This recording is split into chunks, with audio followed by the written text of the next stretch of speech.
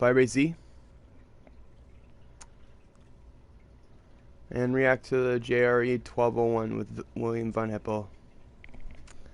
If you have a good time.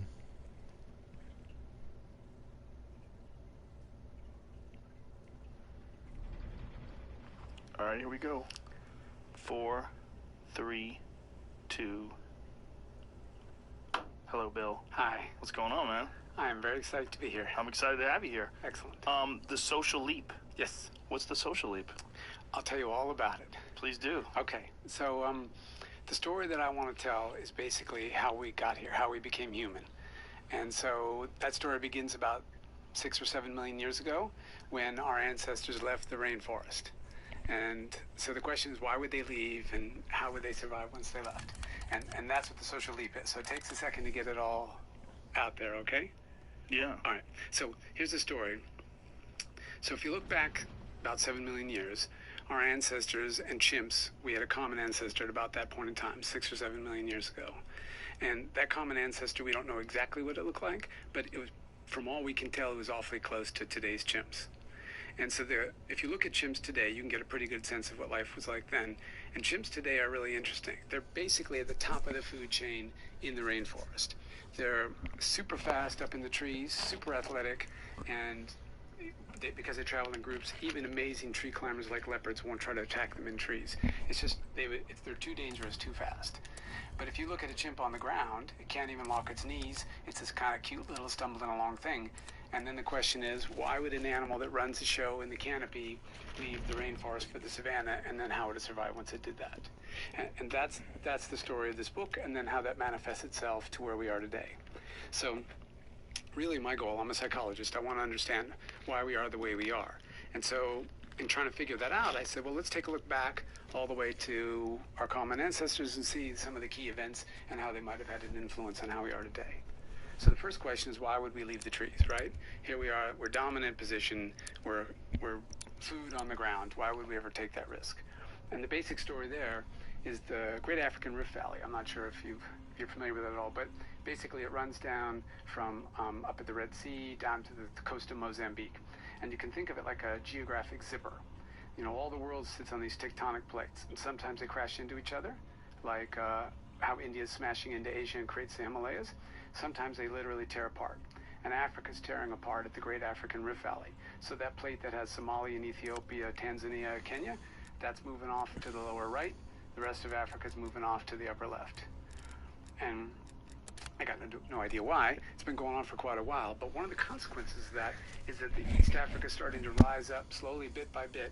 And when it rises up, the rainforests dry out. And so basically what you have is a situation where our ancestors were on the east side of that Rift Valley, and it started to dry out, and now they're in a situation where they've got this great lifestyle, they're a dominant position. Requiem team has reached the designated rendezvous. Because there's more and more ground and less and less. Find Agent Maxis. Recover any intel you can. In order to Wrap it up. My team has reached the village. I have shelter nearby. I will help you get to the Omega base. Coincide with By the way, it's pretty interesting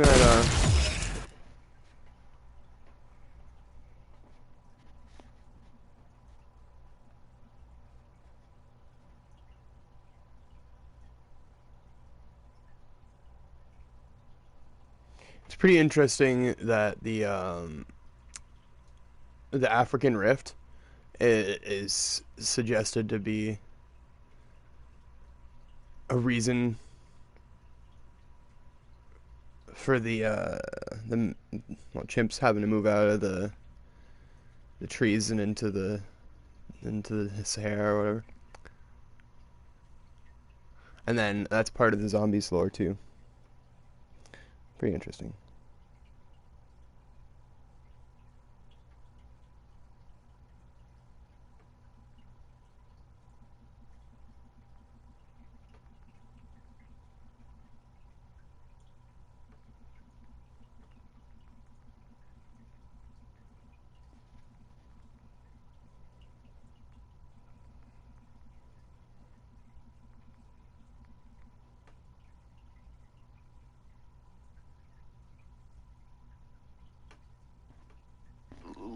when was the jump of the human brain size, where it's double. Oh, we'll get to that. So Okay, it's a please. super interesting question about why that happened as well.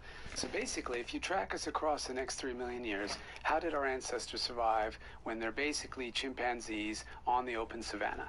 And you can get a hint of how they did it because there's one chimpanzee group that does live on the savanna in Senegal, and they show some differences between themselves and other chimps. They travel in slightly larger groups. They share more nicely with each other, which is interesting. That's kind of a human trait as well. And they also avoid open space. Like they're just kind of trying to stay near the trees as much as possible.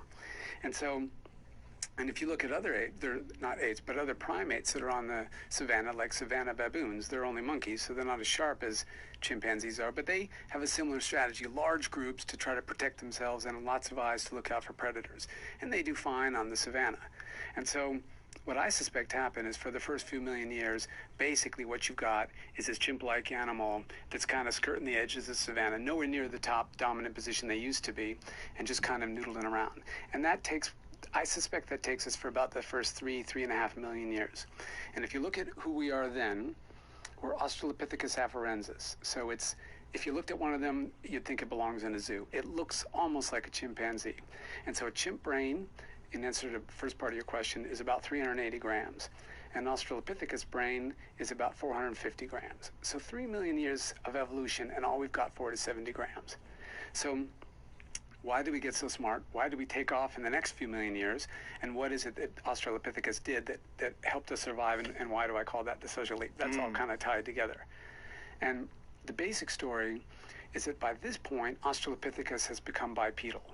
And we can talk about how that happened if you'd like. And so because they're bipedal, their waist is now stretched out. Their musculature, like if you look at chimpanzee pecs, they aim upward because, of course, chimps climb in all the time. Australopithecus is more lateral, like we are. We're basically completely lateral because things are side to side as far as we're concerned. It's harder to climb a tree, but it's a whole lot easier to do a lot of other things. And we have much more limber shoulder, we have much more limber wrist, all that sort of thing. And a lot of that was in place by Australopithecus. So once they became bipedal, they gained a lot of these qualities. And then the question is, why do those qualities matter? Well, if you watch a chimpanzee throw, it's terrible at it. Even though they're stronger than you and I are pound for pound by a sizable margin, when they throw, they're inept, they can't aim very well, and they typically use two hands because they're not lined up well to throw. If you watch a really good thrower, like, you know, a gridiron, a football player, a baseball player, or hunter-gatherer throw, you know, it's a full body motion. You step forward with the other leg, there's this rotation, in the very last minute you bring your wrist through. Well, what that does is it creates an enormous amount of elastic energy across your muscles, tendons, and ligaments. And the end of that throw for a human is like the snapping of a rubber band. So chimps can't do that. They're not lined up properly. But Australopithecus got to the point where they could probably do that pretty well.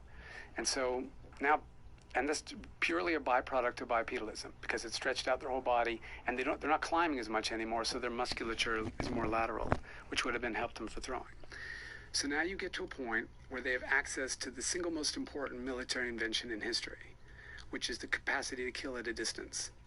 So if you and I are running around the savannah and a lion attacks us and we got 50 of our best friends, we could kill it with our bare hands, but a lot of us are going to die in the process, right? Because You think 50 of us could kill a lion? let's make it 100. Somebody think even 100 of us could kill a lion? It would, you know, with a bunch of If knives I and was a shit. lion, I'd be super confident. Yeah, you I'd fuck wouldn't up worry. 100 people. You wouldn't worry very much, but even if we could, so we knew what we're doing, we're all armed with knives, whoever goes in first is screwed. Right. And so the capacity to kill at a distance, though, allows a larger force of weaker individuals to easily defeat a stronger individual. Right. And so once they gain this capacity to throw, if they were attacked by lions or something like that, whereas in the past they'd have just scattered for the trees, now they could throw stones at it and defend themselves. Now, an Australopithecus throwing rocks at a lion is going to be in the belly of a slightly annoyed lion in about 3 minutes, right? Right. But 50 Australopithecines throwing rocks at lions is a totally different story. And so the idea here is the throwing hypothesis, that what changed everything was throwing. And the reason it changed everything is that it caused us, it was the first reason why we should have any effective collective action. Because it's not a good strategy when you're on your own, It's not a good strategy if I do it and the rest of the group heads for the trees, but it's a great strategy if we all do it together. And so for the first time in history, the group's goals, in our history, in our line, the primate line, the group's goals aligned with the individual goals, which is let's cooperate and work together to try to drive away these predators. Now, if you look at a lion and you look at someone throwing rocks, it still seems like a really big ask, right? To drive that thing away or kill it throwing rocks. And so, but Barbara Isaac was one of the first anthropologists to propose this hypothesis quite a while ago, went back and looked through the historical record, and these extraordinary stories of how effective people are throwing rocks. And so when the Portuguese went to the Canary Islands to try to subjugate it, they rock up with, armor, guns, crossbows, and this is in the 14 something, and all the locals were armed with was stones. And despite the fact that the Portuguese are there in army, trained, ready to shoot, and in their armor, they were just decimated by the locals throwing rocks at them. And this story has happened over and over again. And when you read these accounts, they're extraordinary. I can read you some examples from here. It happened in Australia, it happened in the Canary Islands, it happened elsewhere. They just throw rocks incredibly accurately, incredibly hard, and really fast. So, and there's, accounts in Africa basically killing a zebra with one blow of a rock to the head. So like a pitcher, a major league pitcher, Yeah, with exactly. a good rock, Right. who gets very accurate at it. Yeah. So do you think they must have practiced? Constantly. Yeah. And so what I suspect is that we evolved to like to throw rocks. And so if Wow. you look at my son as for example, when he was 18 months old, we would be walking back toward the house. If he saw a rock on the street, he'd pick it up and start trying to throw it. And my wife would say, no, don't let him throw rocks. It's only going to cause trouble. And first of all, I'm thinking, well, maybe he'll develop a good arm, so I'm going to go ahead and let him anyway. But secondly, he freaking wants to. This is like something inherently fun for him. Right. And I think all humans enjoy throwing, and it's stunning how good you can get it with practice. So, we were at the Ohio State Fair. This was before my son was born, and I was walking by one of these stalls where you can throw in a radar gun. And so I thought, I was just starting to date my wife, and I thought, here's a perfect chance to impress her, right? And how macho I am. So I said, hey, why don't I stop and I'll throw some balls here in this net? Because I had never thrown. I didn't know how fast I could. So she's like, sure. And I played like Little League, right? So I throw the ball, and it's like 50 miles an hour. And she's pretty impressed because that sounds fast, right? And then this kid shows up next to me. He's got to be 12 years old, probably weighs 85 pounds, this total gangle, not a muscle in his body. And he just starts freaking throwing ball after ball at like 65 miles an hour. And I'm like, fuck. I mean, she's not going to be impressed when this human twig next to me is kicking my ass, right? And so I pick up the last ball. I freaking throw it as hard as I can. Hurts my shoulder, flies off at an odd angle, doesn't hit anything, and it's like 57 miles an hour. Now, that little guy, who's literally the size of an Australopithecus, was throwing at 65 and hitting the target every time. And so it's obvious that it's skill, it's practice that would have made you good at this. And if your life depends on it, you're going to do it. Well, that makes sense coming from a martial arts background, like coordinated movement, where at the end of it, you snap. It just makes sense that this technique is so critical. Even though you're a larger person, someone with better technique would have more of an impact with that. So the throwing arm, I had read this, that was one of the hypotheses. There's several hypotheses why the human brain doubled over a period of 2 million years. Another one was cooked meat, right? Yeah. They figured out a way to get more nutrients out of meat by cooking it over fire. Right, so that's a little bit down the road. So here we are 3.5 million years ago. And so for the first time, we put some pressure on ourselves to have an advantage to be smarter. So imagine you're a zebra. What the hell good is it to you to be Einstein? You got hooves. What are you going to do with that brain, right? But it's a big cost. Our brains are 20% of our metabolic energy, whether we're doing math or watching TV. It's constant drain. And so what are our ancestors, why would they pay for that drain? Now, just recently, there was a paper that came out maybe 3 months ago now on a new brain expansion gene they found, or they think that's what it is, called Notch2NL. And it turns out, 12, 15 million years ago, there was an accidental duplication of that gene on our genome. But it was ineffective, and it just sat there doing nothing. Now, that's a great way that evolution works, where it accidentally doubles a gene, because then you can mess with it, and the old gene's still doing the job, right? So it sat there for about 9 million years in our line, till about 3 million years ago, around Australopithecus, and then it duplicated itself, and it came online again. And what that gene seems to do is it makes our brain remain as stem cells for longer, which means a lot more duplication before they run away and start becoming neurons. And so, if I had to guess, I'd say that that gene coming online probably happened many times in the past, and every time it happened in the past, it was more cost than it was worth. And so what's the chimp going to do with a little bit more brain and just means more calories, and what does he gain from it? But now that we're working together, now that we have collective action, all sorts of things open up. We could devise division of labor. I'll say, hey man, you do this and I'll do that. Because Australopithecus, they've got 70 more grams than a chimp. They can't do things like that. But they can't all throw rocks at the same time. That's not rocket science. But all the kinds of things that came next probably were enabled by that process of us coming together and deciding to work together and cooperate. So if you look at chimpanzees, they don't cooperate very well. For example, one of the activities where they sort of cooperate is when they hunt monkeys. And so they'll all gather around and they'll see some monkeys in the trees and they come in from every angle. It's not very coordinated. It's kind of a wild free-for-all. But what's interesting about it is that when the hunt's over, let's say you just sat there the whole time and watched, and I'm working my ass off chasing these monkeys. I got one.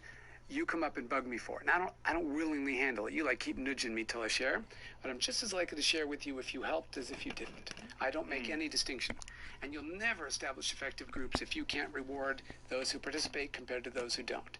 Even little kids, 4-year-old kids, when you give them games to play and they earn stickers, if you didn't play, you don't. When you come up and ask, you don't get any. You played, even if you didn't do your job right, but you tried, boom, you can have a sticker. So humans immediately get that you get rewarded for your activities as part of the group. Chimps don't seem to have that. That's fascinating. Because chimps really do have a sense of fairness, though. And that's one of the issues that happened with the captive chimp that attacked the man who brought the birthday cake. Do you know that story? I don't know that story. It's an awful story. Oh. This couple, they kept a chimp as a pet for a long time, and then as it got older, it got a little violent, and they had to bring it to a sanctuary. And they brought it to a sanctuary, and they would go to visit it, and the chimp would remember them, and they went to visit it, and it was on his birthday, so they brought him a cake. And the other chimps in the sanctuary were furious that they didn't get the cake as well. They didn't think it was fair, or they were angry, so they figured out somebody had left a gate open, and they got out and tore this guy apart. Yeah. Because he didn't give them a cake. Yeah, so there's the most famous example of that is actually with capuchin monkeys, which aren't nearly as smart as chimps. And it's this amazing study by Sarah Brosnan and Franz de Waal. And if you want to see it in action, de Waal has it on a TED Talk. It's really quite something to see. And what they do in that study is they teach these capuchin monkeys to, they give them pebble, and they teach the capuchins to return the pebble, and they give it a cucumber slice. And so it's learn the game for cucumber slices. So if you wanted to ask, does the monkey think that's a fair reward? The answer has to be yes, right? Because it's doing that for cucumber. So now you and I are both monkeys, and we're in our cage. I return the pebble, I get a cucumber. Now you return the pebble, and they hand you a grape. Capuchins much prefer grapes over cucumbers. And so then what happens next? Well, I've been doing this behavior for cucumbers, but as soon as you get a grape, I'm like, yeah, I'm not playing anymore. And you watch this tape, and the capuchin, they give you a grape, they give me the cucumber, and the thing looks totally pissed. It starts pounding on the ground, it throws the cucumber back at the experimenter. It's amazing, yeah? Whoa. And so the question is, what does that mean? Why do they care about fairness in that way? And I think the answer to that question is sexual selection. And so the key to sexual selection is it doesn't matter what everybody's getting so long as I'm getting about as much as everybody else. But the second that you're starting to get more than I have... A tug of the arm meant come, and a slight push meant go. In the months that followed, Helen learned how to get around the house and up and down the stairs without always bumping into things.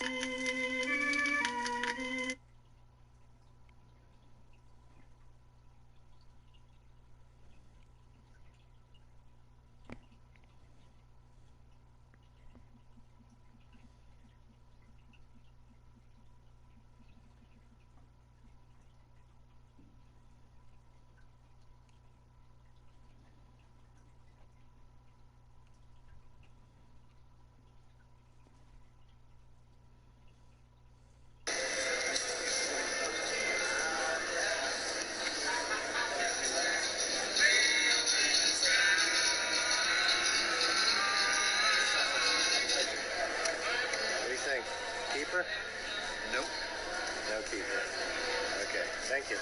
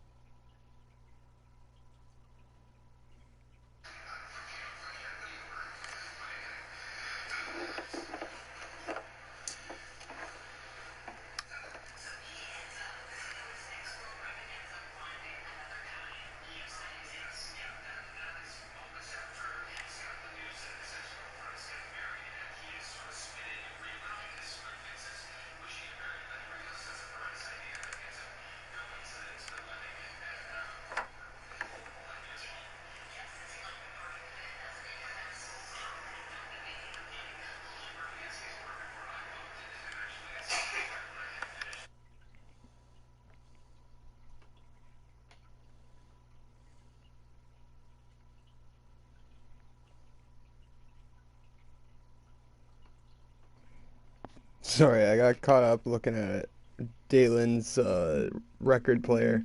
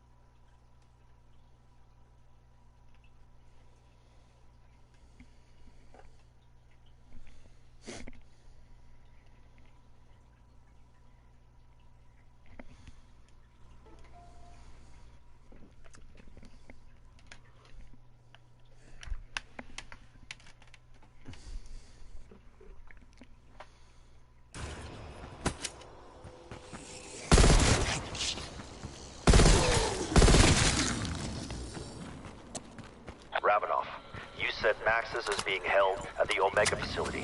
Yes. The teleporter on the roof will take you there. You look ready. Arocher, perhaps you will not die today. I would join you for the slaughter, but they already took a chunk out of my good arm. I will watch from my surveillance cameras. Go. Now.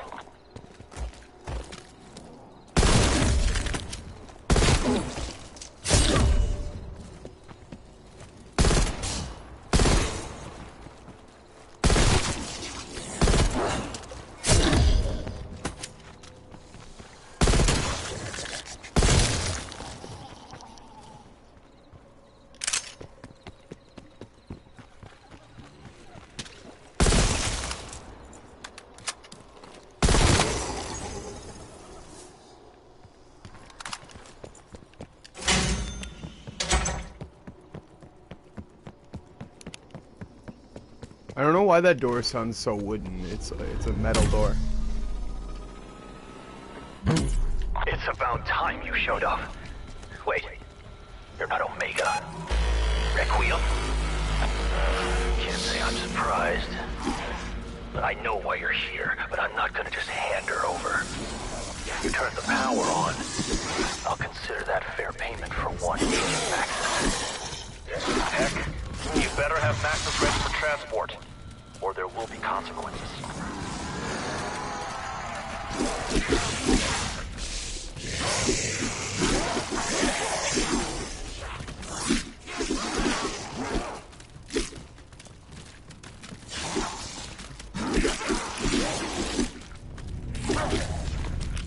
Orbit Simtech.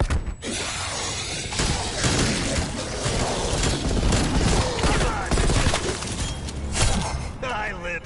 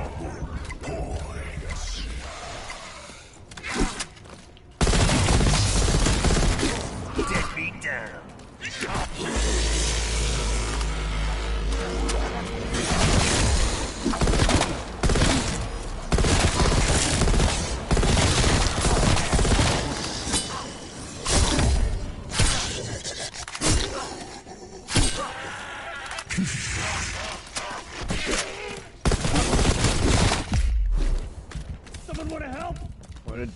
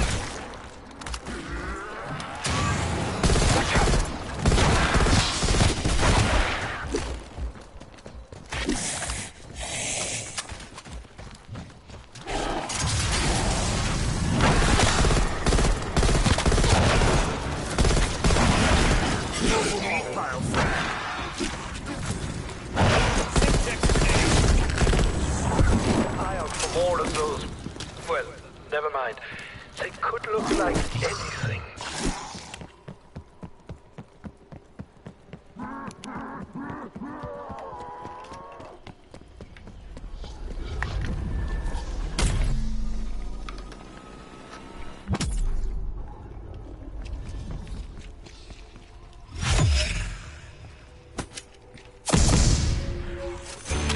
Yeah, just hand it over.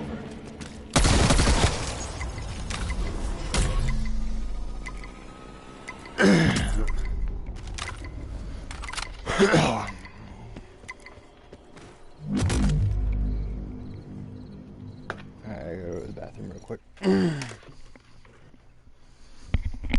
Real quick.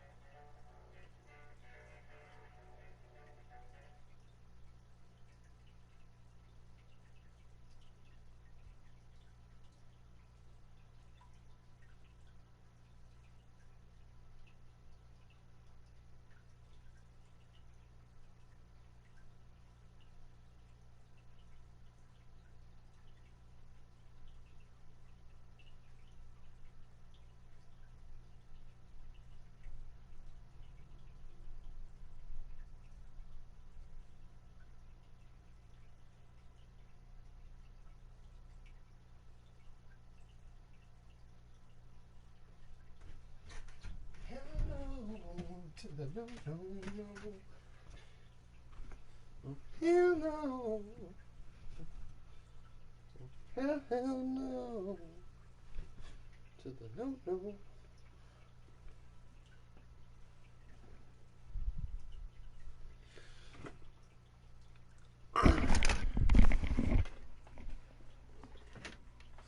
Hell to the no, no. To the no, no, no. Excuse me. Jeez.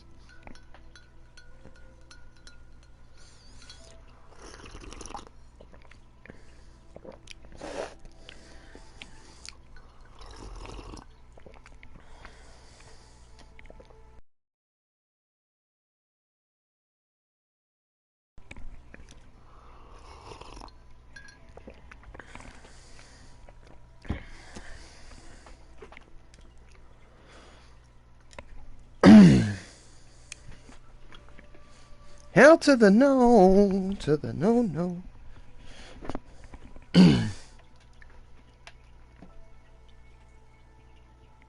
Why are you on that game, Tyler?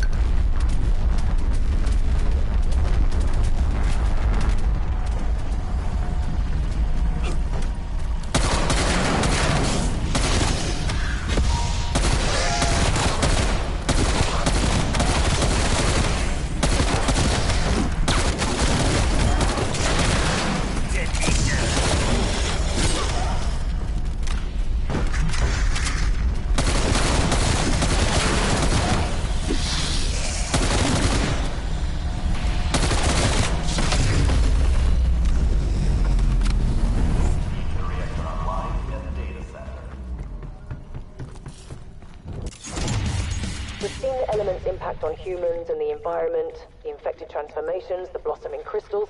Now, what I'm really eager to learn is, can we harness and control the effects? Keep the benefits and discard all the crap that hurts us? We saw what happened when we genetically modified bacteria. We got insulin. Changed the world. So what if we alter bacteria from the infected? What genetic secret do you unlock? Strength? Pain resistance? Okay, no, actually, I do not like the sound of that at all. I know I'm essentially working for the military now, but I'd really rather focus on how all this helps the world. I hope you feel the same.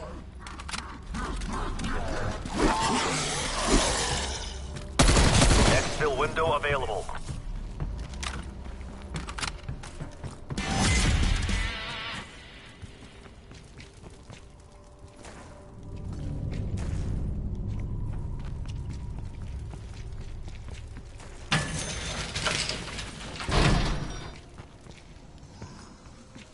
you can't jump up there. So I think this is the quicker route. Yeah, this is the quicker route to that for sure.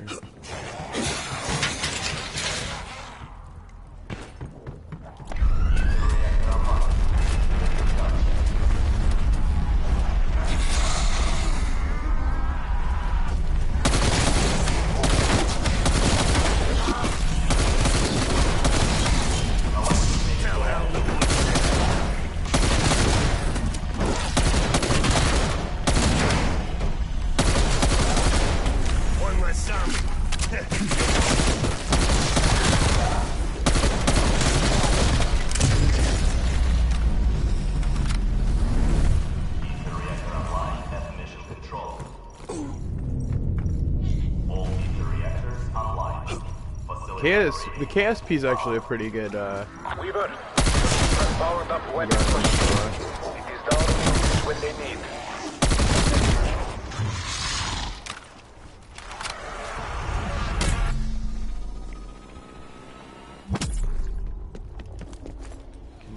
can double upgrade this M16 right now.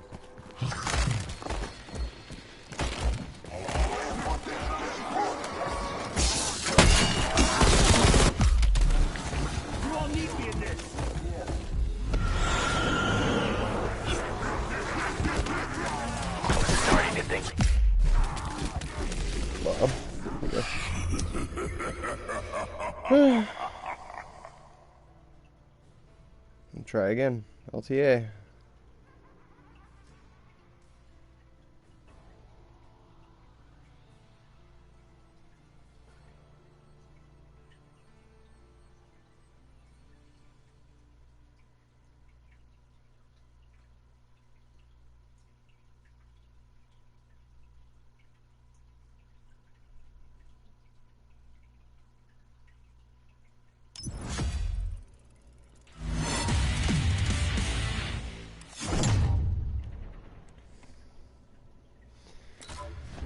So it's frustrating that I gotta get down that early, but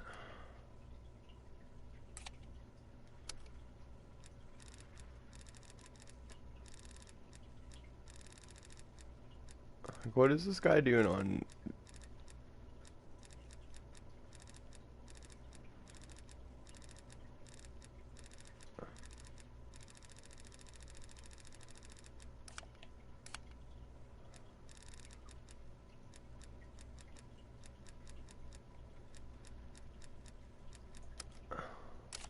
How dare you still be on Fortnite?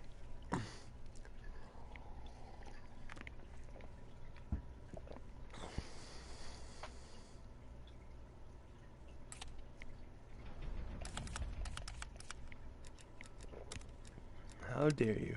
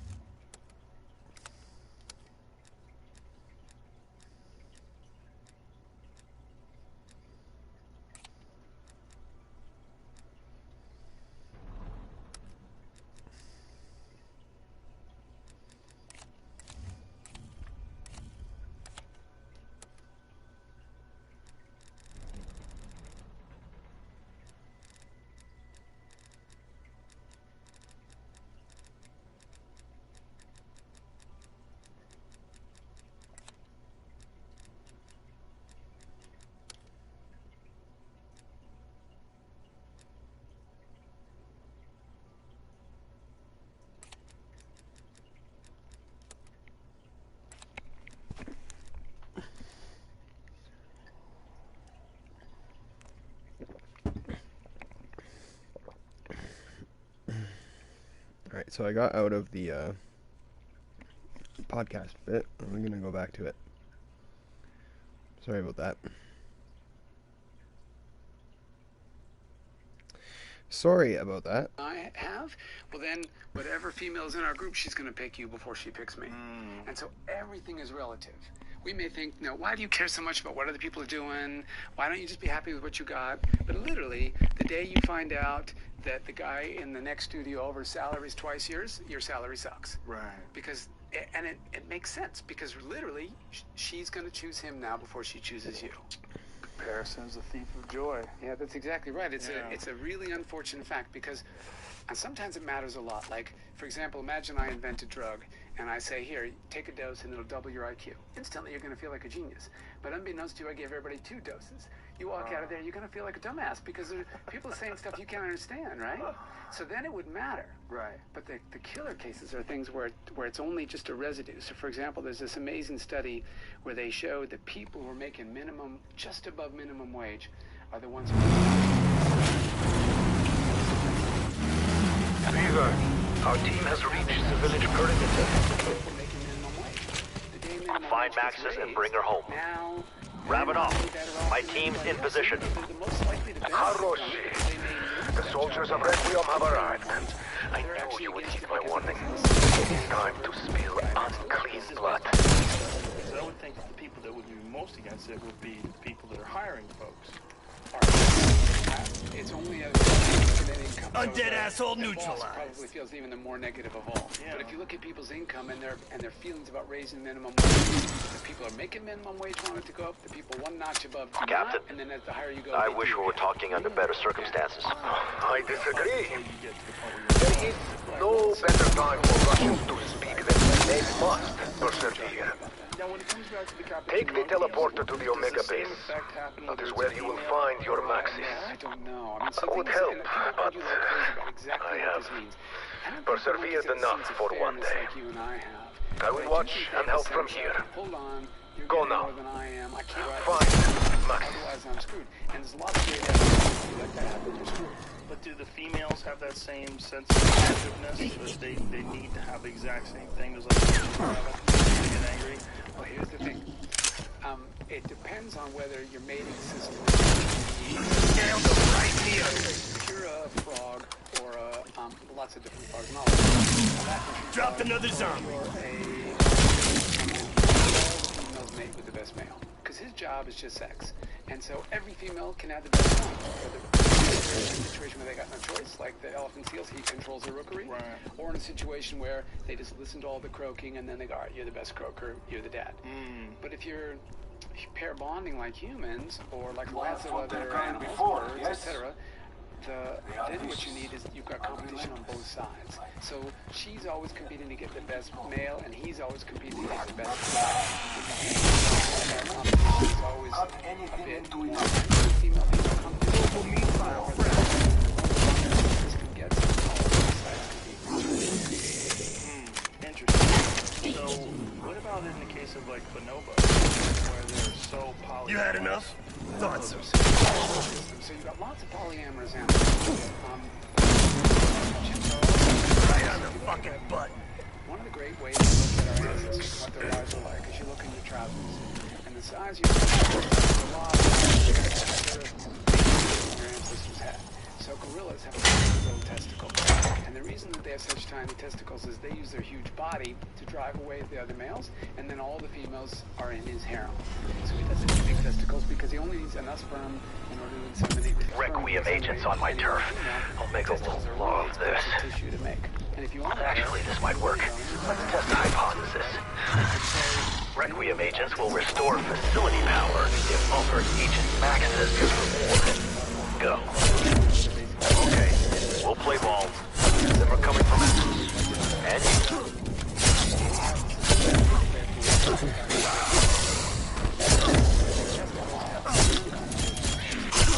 by fighting each other, there's a degree that You're dead. she comes in as there's a line, and if you put the line, then you can wash everybody out before you death. Wash everybody out. That's a funny way of putting it. So it's not very it's romantic.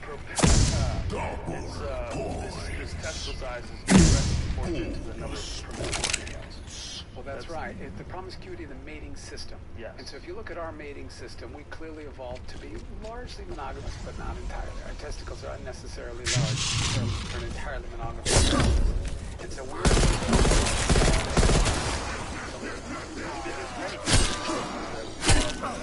socially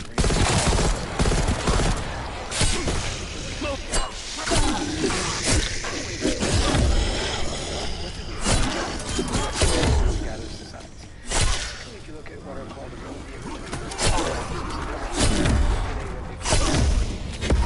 gather they can store food and everything.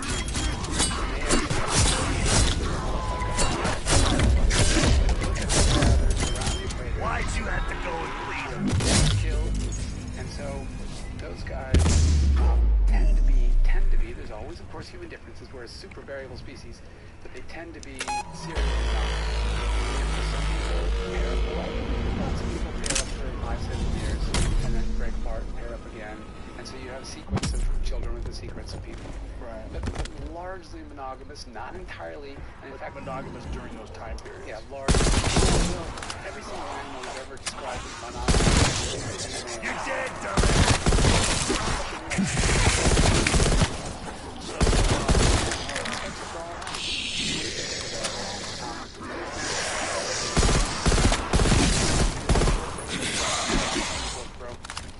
What do you think is crap about it? I just don't think the system works that way. Throw a grenade.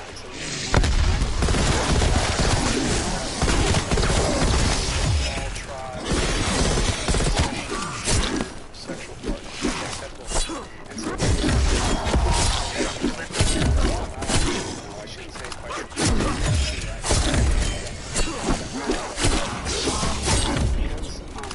so human beings are very clear about and we live in today. You can see jealousy among hunter-gatherers.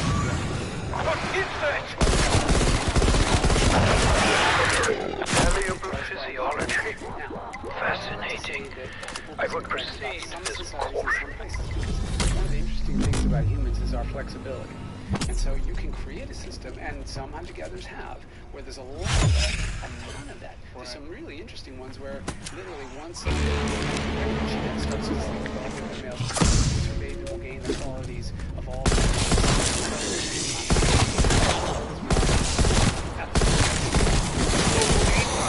dominant system is monogamous. Kinda quiet now, ain't you?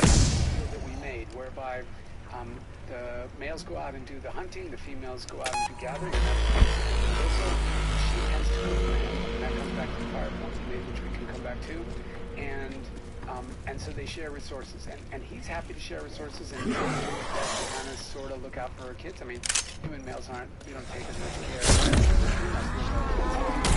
much better than the other great apes. And so that level of investment he's going to make tends to be to the degree that he believes that he's the father of the kids. Now you have societies where he doesn't know. They really are polyamorous, but by all means. I don't know what percentage they are, and it could be they're more compromised. But when that happens,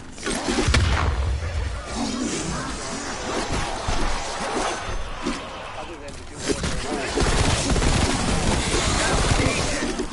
What about why having a system with biological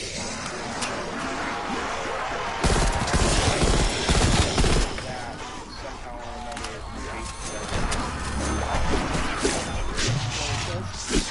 not our default, because it doesn't feel like you suggest competition, which is just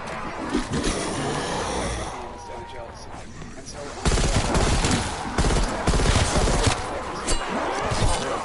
Dropped another zombie.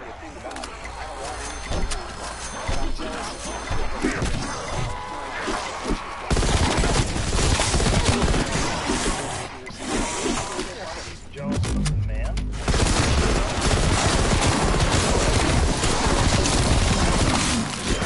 With your wife, possibly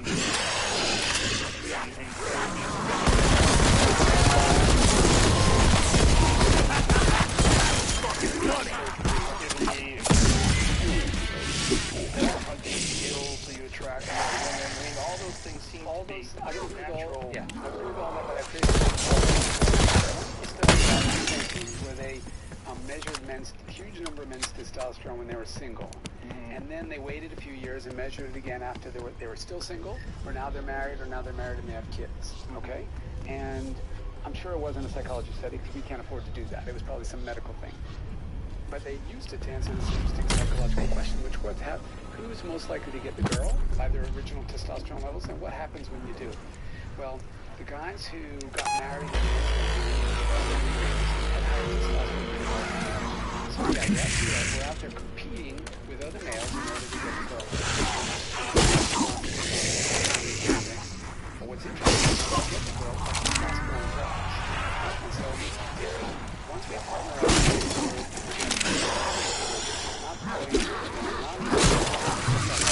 up, and then it drops in we have kids. It's a great hormone for being out there being competitive. It's not a great hormone for being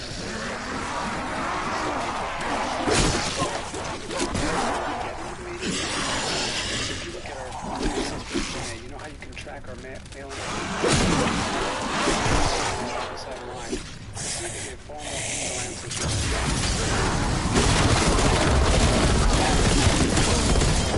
Feeling a little hot?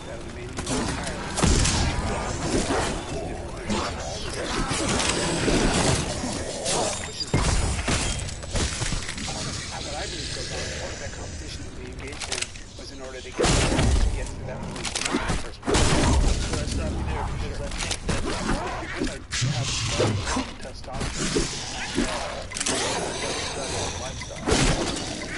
If you get married and you have children, one thing that happens is you become less active.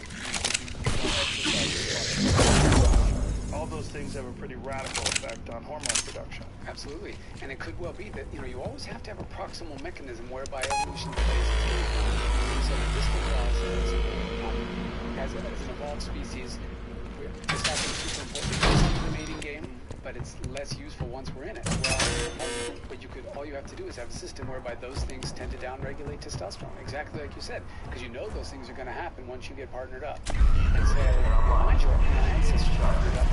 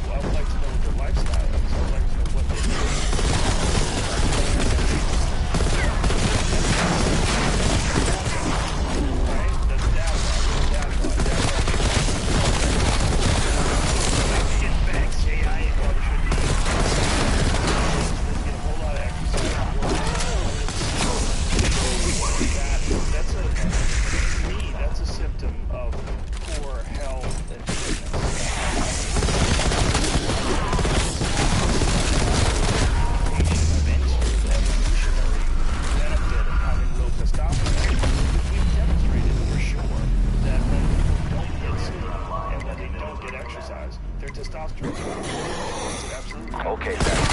We did as you asked. Where is she?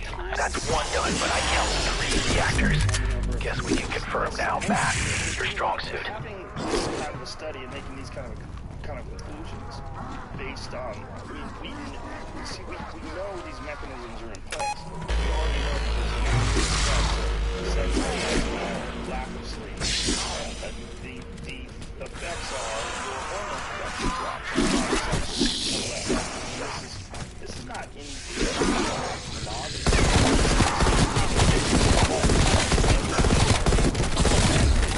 to having low testosterone because it helps you raise children.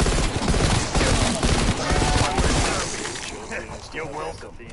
all these things are right? Yeah, higher T, the harder it gets. So that's part of my problem having is drawing conclusions from the study and seeing them as if they're facts. If I say it's a fact, it's something overstated because we know the problem with almost all of them is the exact one you point out. We've got them on us, right? Sex studies are a perfect example. Things like and what role does it play? You need really good data on hunter-gatherers to know the answer to that question. If you look at hunter-gatherers, they don't have data. They're all running. And whether I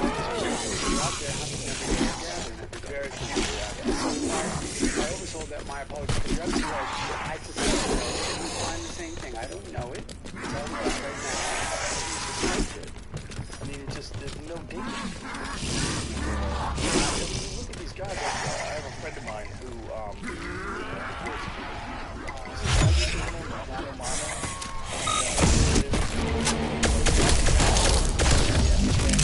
spent some time with them, and you see these people and the lifestyle they live. They're all barefoot. They have feet where their toes splay out because they're just constantly gripping the floor with their toes. I mean, they probably could choke you with their feet, you know? And these people just look so fit and healthy. They're 50s, 60s, 70s, and they have their shirt off and they're ripped. Yeah, they're super fit. Same height as the hardcore. They're more interesting because they're hunter-cultural, so they're actually a little bit harder to get strong and rough. Yeah. So all I would say is that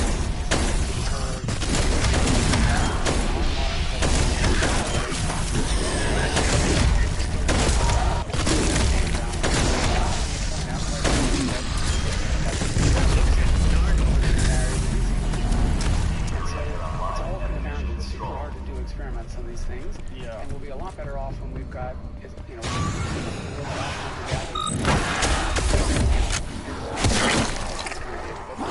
it's a genetic work for these people right now. We've got tons of Asian descent, but almost none on Africans, and so that's a huge project underway. And so for all I know, they're working on hormones and other things.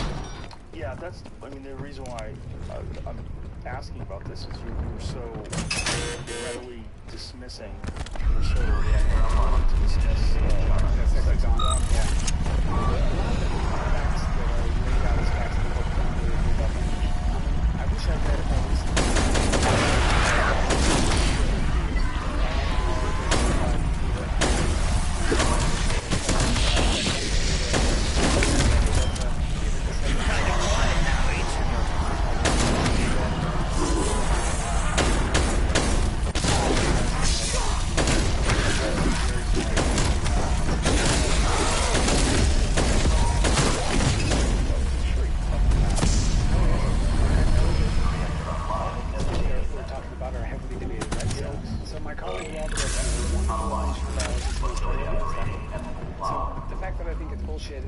Requiem team, the forge machine at my location now has power.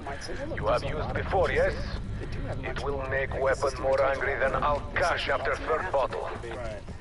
Humans are so flexible. We can do all those things. We just change the nature of how we do things. The social beat that I'm arguing about is not this pair bonding thing. It's about how our groups came together to engage in humanity. So, in principle, I'm agnostic on this issue. I just have to do that. I happen to feel like, David Buss did that I was starting to tell you about. So Buss has this, these guys, they came along. Took your sweet time with that, didn't you? Head to mission control. I'll be waiting. Dissemination's internal. And so men should be a lot more worried about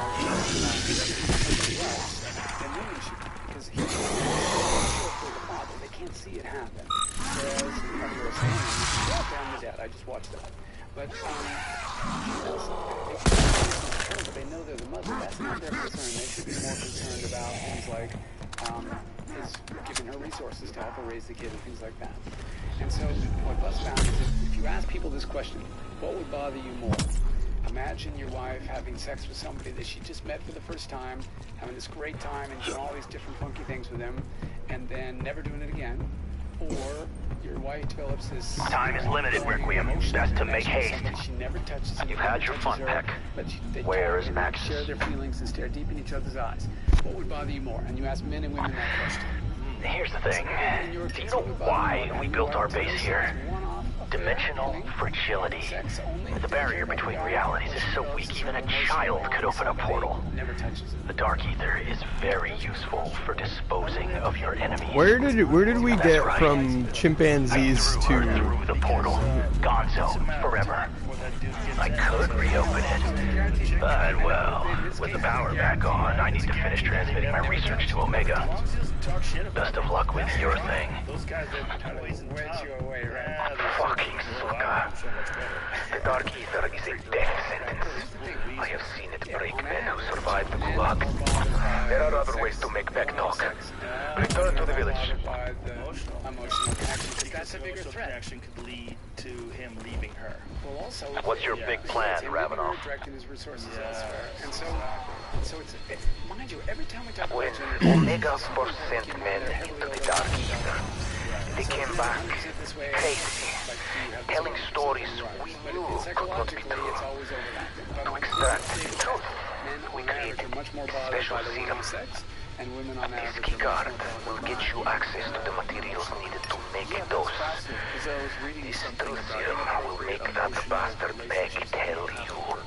anything. This is an issue with people that work together to develop these, office friendships. So, that lead find the to compounds, make a inappropriate dose, emotional then we give Peck a relationships. taste of his own medicine. I'm personally not convinced of the effectiveness of truth serums, but there are always exceptions, especially when it's theory. I get it. Like, if there's a guy and he's married and a gal and she's married, but they meet at work and they stare at each other's eyes all day and they go to lunch and they even hold hands every now and then. well, they become. That's where it crosses the line. Like, you're allowed to hug people when you hold hands. That's intense. That's skin to skin. It is serious. His personality may not be my slice of cake, but I think he is sincere in his desire to help us. I hope you're right, Strauss, because we're kind of putting all our money on... For a while, then there's always going to be the chance that next person along. Pee break.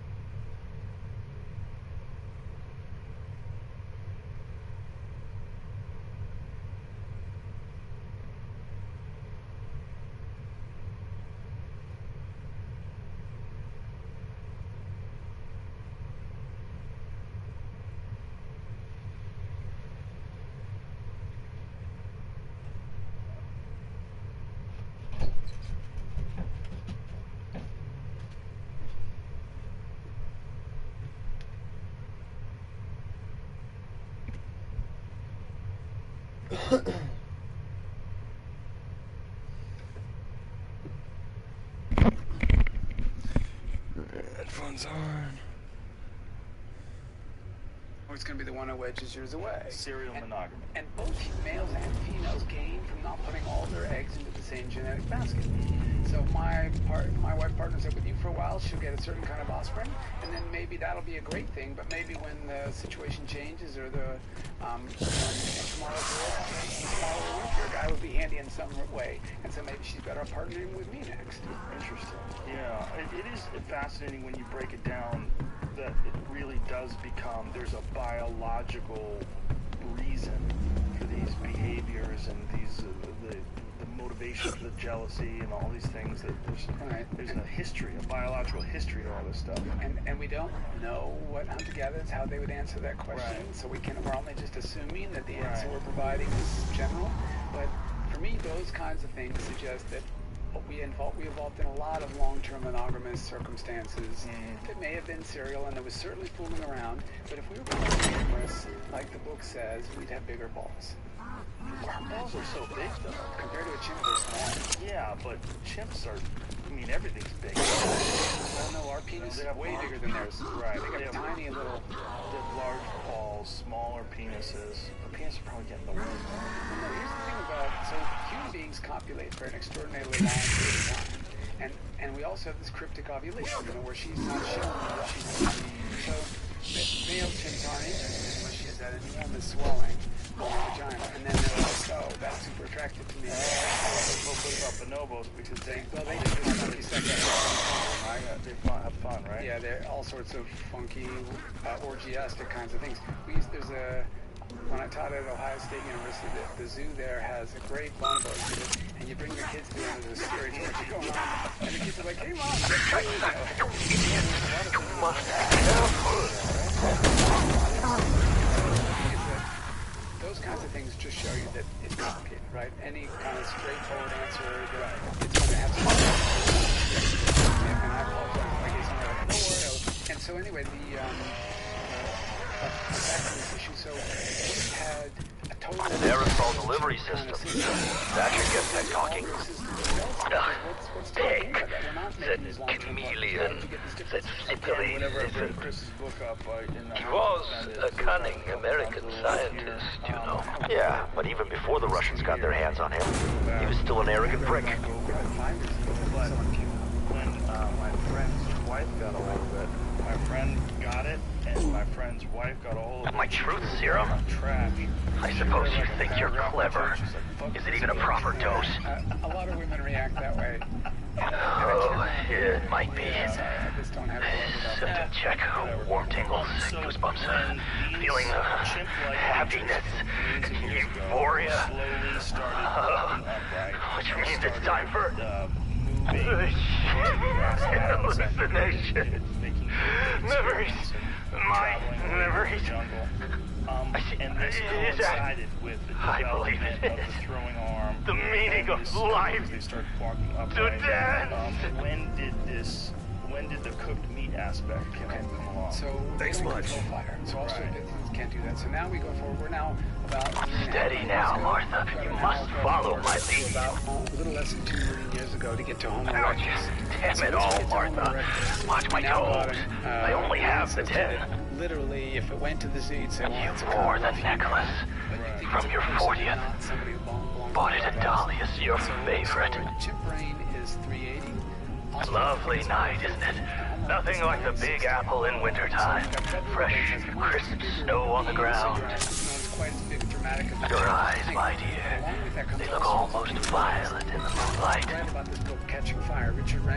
We must take a trip. I've been far too busy, lost in my work. They got a lot of gut for a little bit of brain, because it takes a lot of digestion something? to keep a little Did I leave the gas off? You have a tiny gut for a huge brain. We forgot to feed Captain Whiskers. The only way you can achieve that is by releasing more nutrients from your food. We could just run away, you and I. Quit my job, leave the country. Don't worry. I suspect he's right. Captain Whiskers can come too. When he made the argument, it was only back to, I don't remember, 500,000 years, 750,000. It's already back to 1 million years ago. All right, Peck. You had your fun. Now, how do we open the portal? Tell us the truth. The truth. The truth is that you interrupted a lovely waltz with my Martha.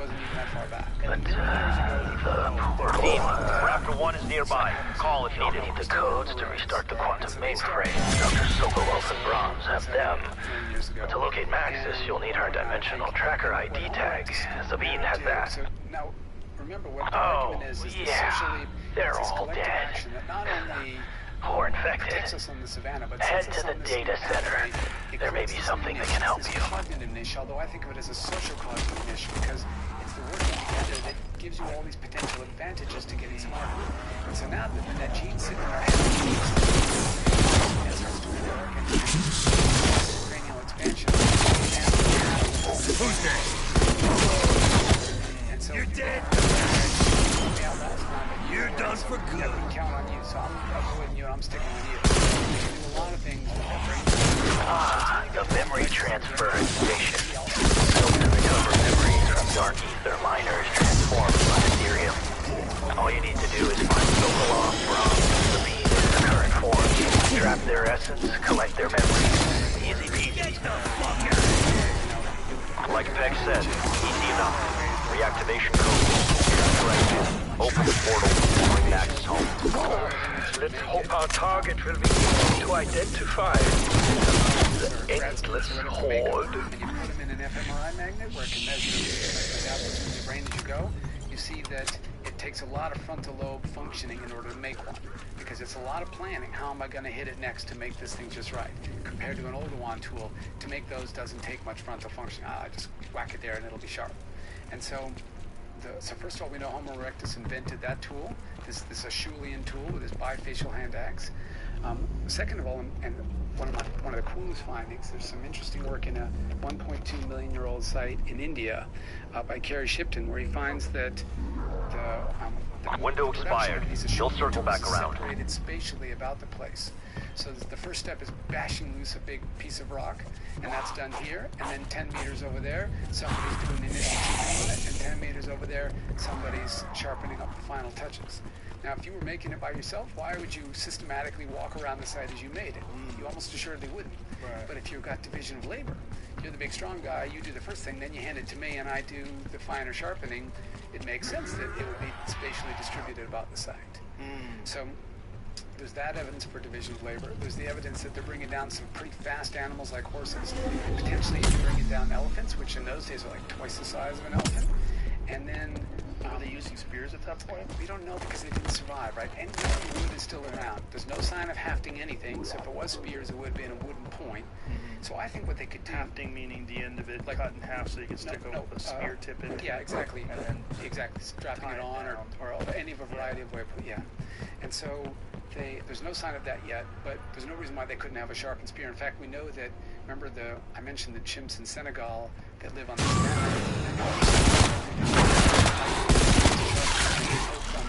monkeys when they're in the hall.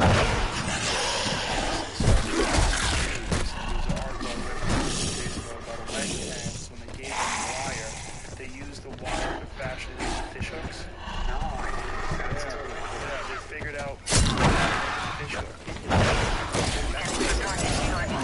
Spear fish, right? That picture is actually Collect the rope. 3 minutes to containment failure. Return to processing station immediately. Like that, right. So enormous strength, but to get gearing for that strength, they got very poor motor control. Like you and I can type, they can't do that. Right. And so that orangutan, that famous photo, never could catch anything. But it had seen it done, and it was trying to see if he could do it too. Fair enough.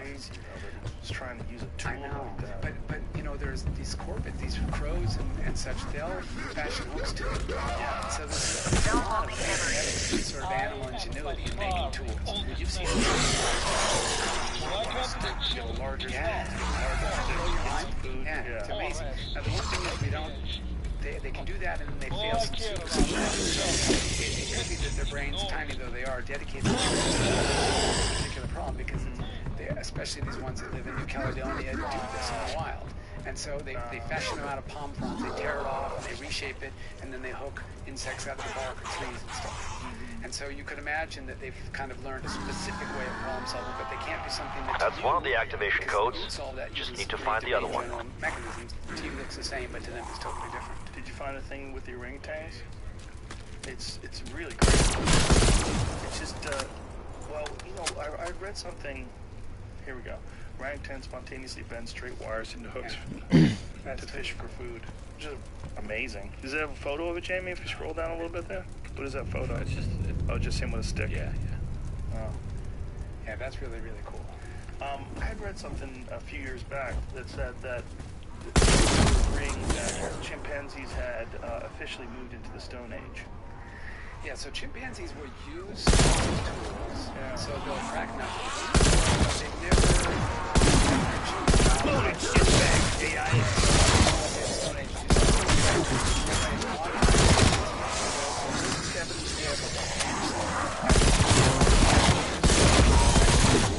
But there's an argument about how legit there's an argument about I got time. know exactly when it got laid down.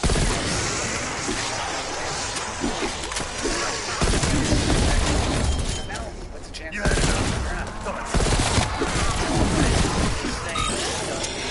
That's what they mean, just the idea of consciously using Yeah, I mean, to me, I gotta admit, I'm not quite sure technically what an anthropologist would mean when they say Stone Age, but what we know is that chimps will do that. They'll use rocks they'll even have, they're clever enough to have an anvil, basically, like a hammer base stone, put a rock on it, smash. Yeah. What they're not clever enough to do, so chimps have partial theory of mind. And theory of mind is this idea that I know that the contents of your mind differ from the contents of mine. And all humans get there when they're little, around age 4. And so, and you can see the things out because they just assume everybody knows the same thing, everybody has the same preferences. And that's why when you're really little, their stories can be hard to follow. They say, they have the same theirs, they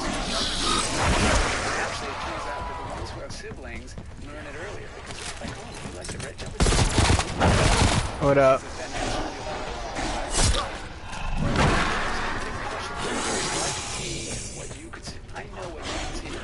sure my mic's on. But they can't get to the point of knowing, etc. Or that maybe I don't like bananas, but he does like bananas.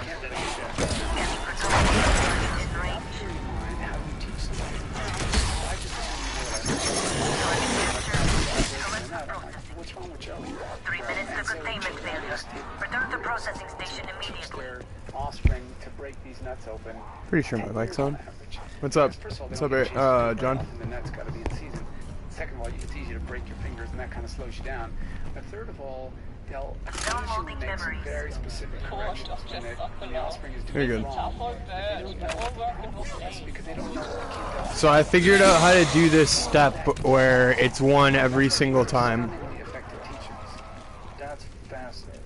So You have to go and like finish, like when you get to the step where you're trying to suck in the mimic or whatever, you get it down to the last few zombies, right? You like go stand in the middle helipad area. Good work. That's what we need to reboot the main And plane. get it down to 1 or 3 zombies left, right? And then you go look around the map for like a spot where there's like 4 or 5 different like mimic, like fake mimic things sitting around, right? And then you look for the one that obviously pops the mimic out, and you just get that one down to low health and suck it up. And then you have to wait until the audio quote is done, and then when the audio quote's done, you end the round. And then you do the same thing again where you look for the 4 or 5 mimic things and get the mimic and suck it in again. Because I did it 2 in a row, where 2 games in a row where I have both the two of the mimics sucked up in 2 rounds in 2 attempts, like that I need. So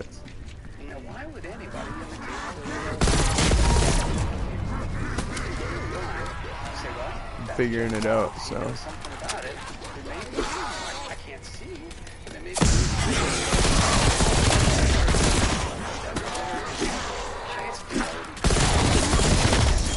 Mobile meat pile frack.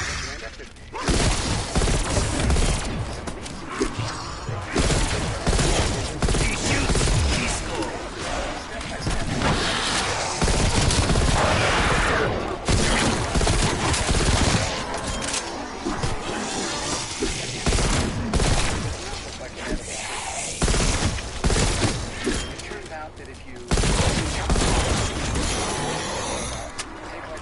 Something similar, grind up the sawdust.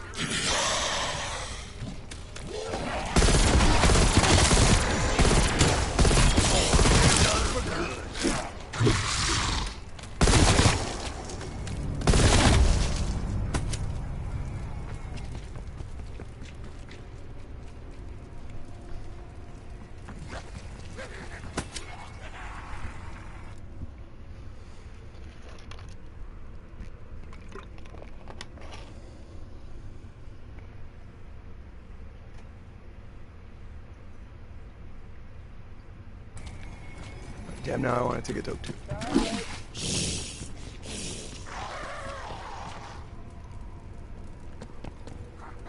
I think those are the ones from last round. Fuck. Okay. There's one. Oh, this is it. Yes. Oh, whoa, big boy. Sucked me in right away.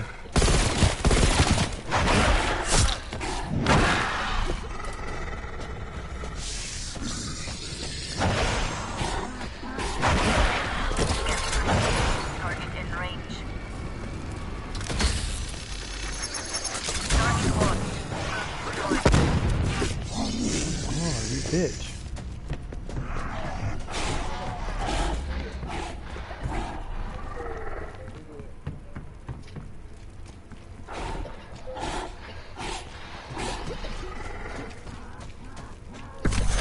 I'm a simple man.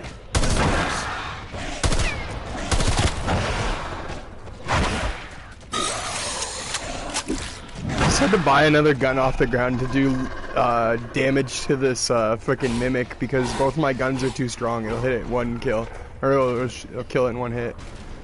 It's fucking funny.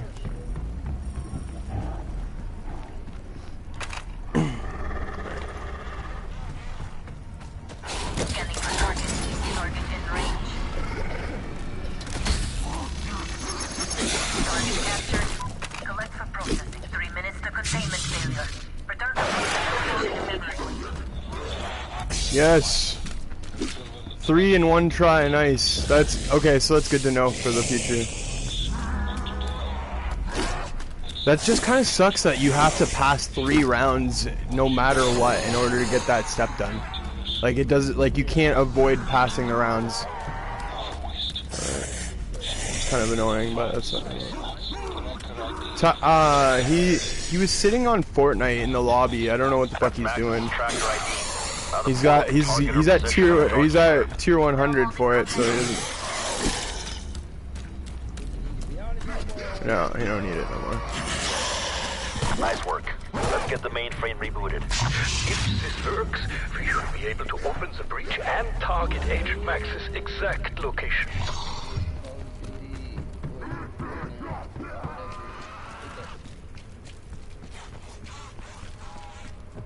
I don't know where I'm supposed to put this floppy disk in. I have to just walk around. Yeah, pretty much. Yeah. Martha was a wonderful dancer. The nights we had, the light she brought me. Most men don't get that lucky.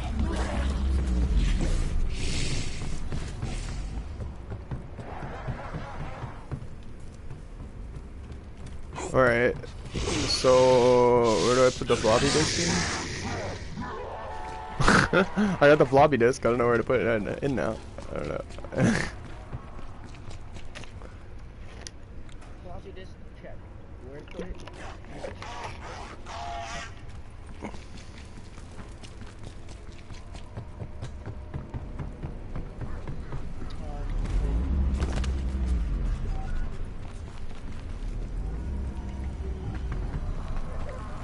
I swear it was in the data center. I'm looking around.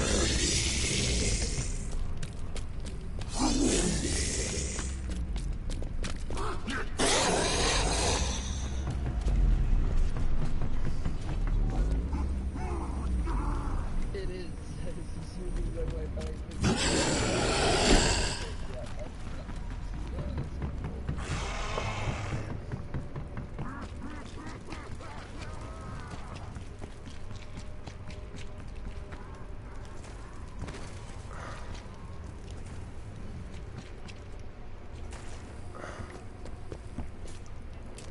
Yeah, I don't know where the floppy disk goes. It's kind of funny.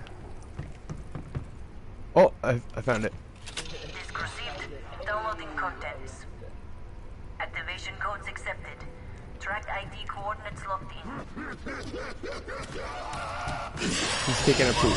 One mainframe is online. Next progress in Omega Portal chambers. Bruh! Oh, buddy! Oh, shit! I opened up this big orb thing on the Firebase Z map.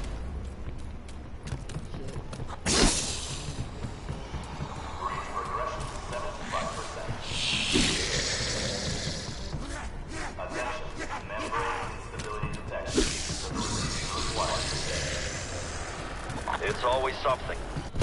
Maybe Peg can still prove useful.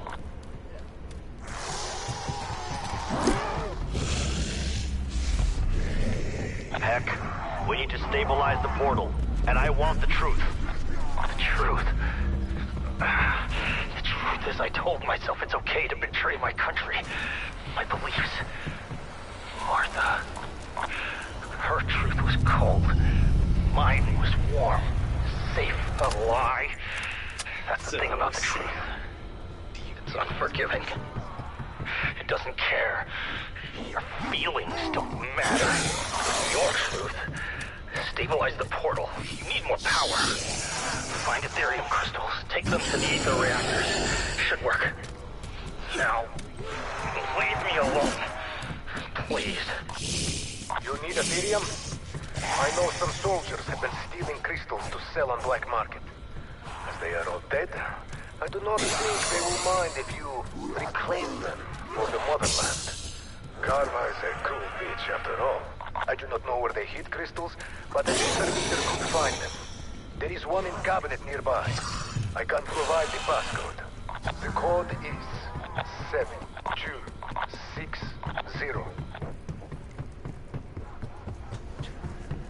7260.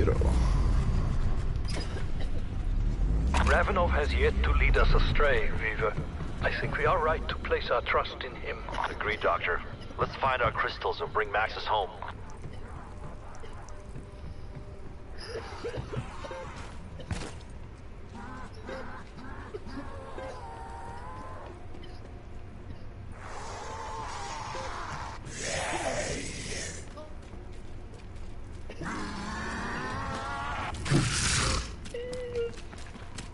Oh yeah, I need the shovel.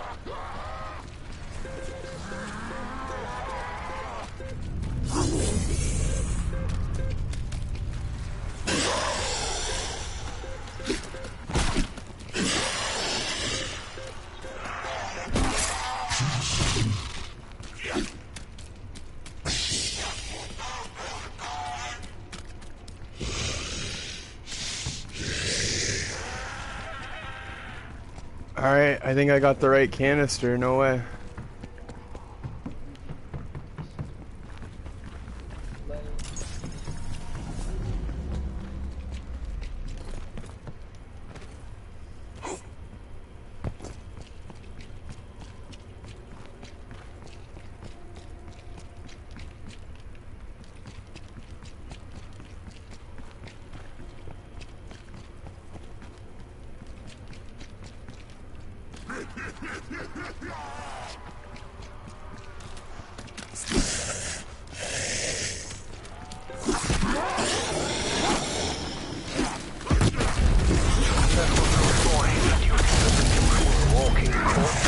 What's happening?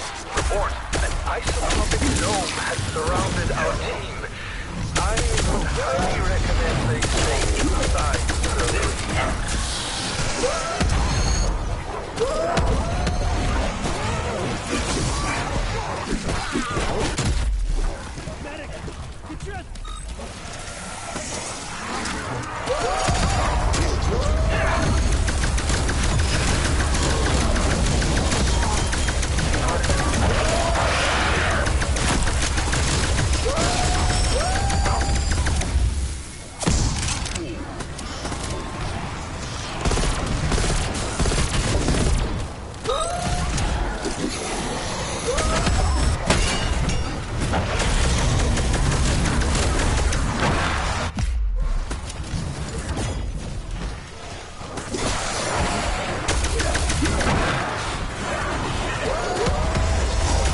I'm gonna die here. I'm dead, boys. This is so scary.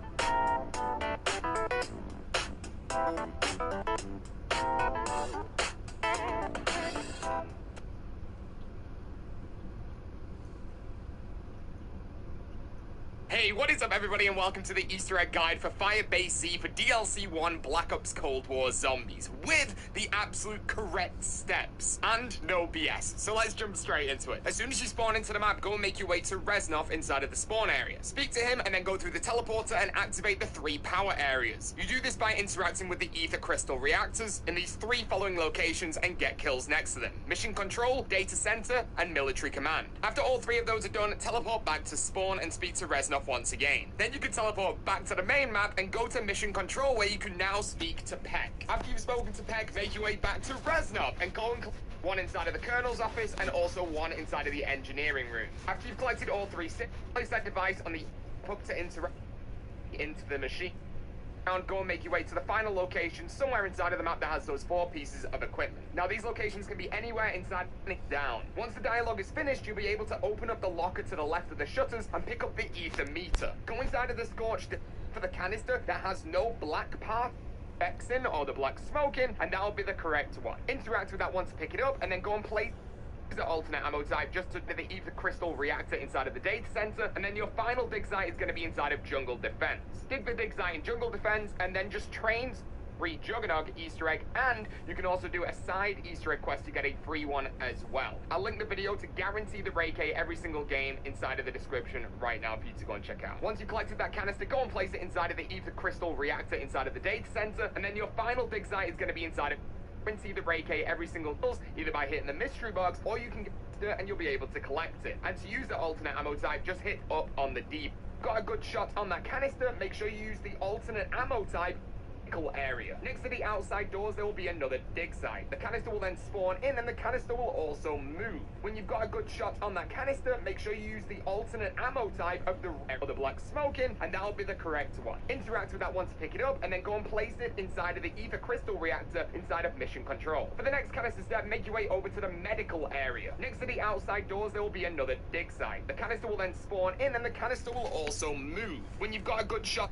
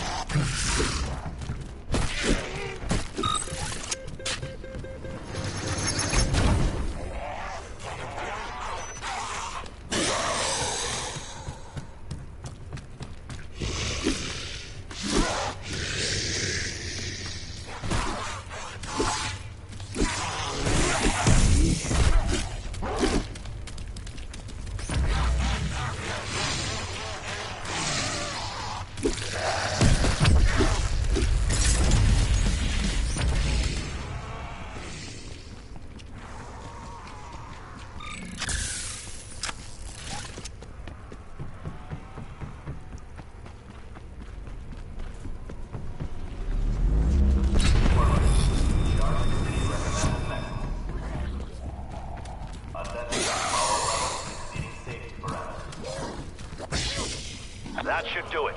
Get to the OPC.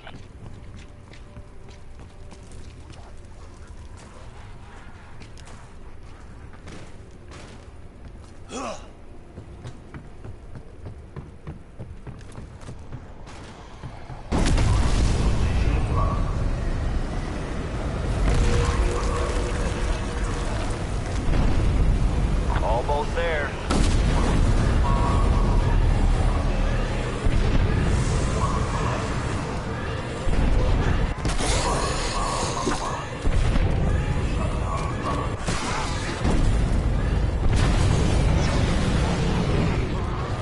What's happening? See, here's the thing. If you believe my deception, does that make it true? Of course not. It means the truth serum wore off early because the compounds weren't mixed correctly. Heck, you son of a bitch. What have you done? I didn't do anything. You chose to overload the mainframe. You destroyed your only way to bring Maxis back. You also wiped the hard drive so you can't steal my research either. You lost this one. Take it on the chin. Go home.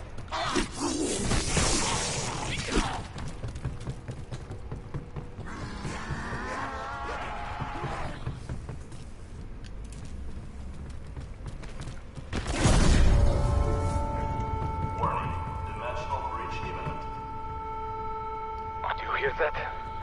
Death comes for us now. You must protect us. Get to the zone. Quickly. We're not done here. There's got to be another way. Wait a minute. Is that satellite ready? The director's new project? For Operation Threshold? You are theorizing that the disruptor will generate enough power to reopen the Could work. The facility satellite dish would be perfect for power dispersal. They wish to invade our world? You will stop them. You must protect the reactor. Push them back. Bleed them dry.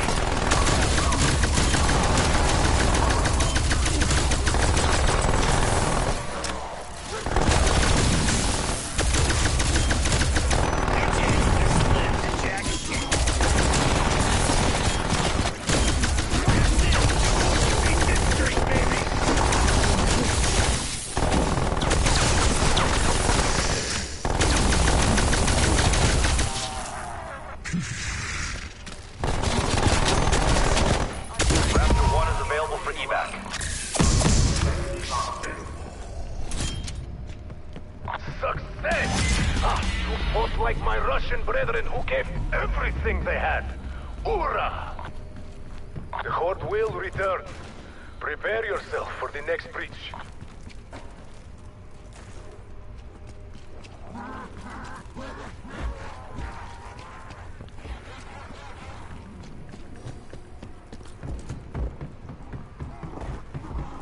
Locate Requiem's disrupt the satellite. We'll need to realign the dish to its position.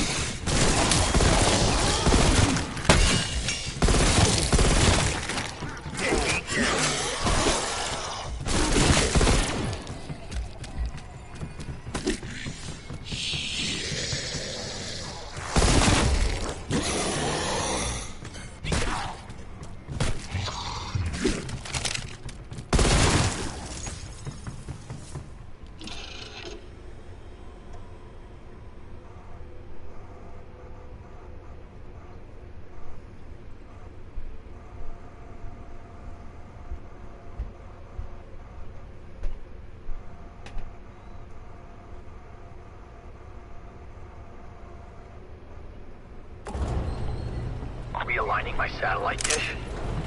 Just what are you up to out there? Got your attention now, don't I, Peck? Stick around. You'll want to see this. Raptor 1, RTB for review. Evac window closed. Satellite dish alignment complete. Requiem control. You may fire when ready. Connection established. Systems nominal. Blocking target. Initiating firing sequence. Firing in 3, 2, 1. What the hell is that? Are you firing a goddamn space laser at my satellite dish? Facility power now at 50%. Facility operating at full power. Do you really think this will work? At best, you'll burn out the reactors. At worst, you'll make them explode. Attention. Power levels exceeding safety parameters. That's it, strike team. Get back to the OPC.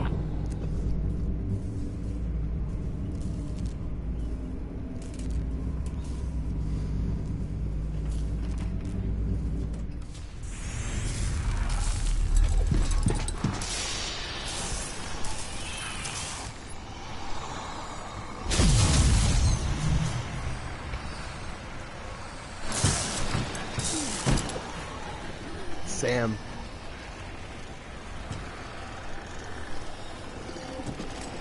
Holy, I did it. Sam, what happened to you? Recognize that voice. Please.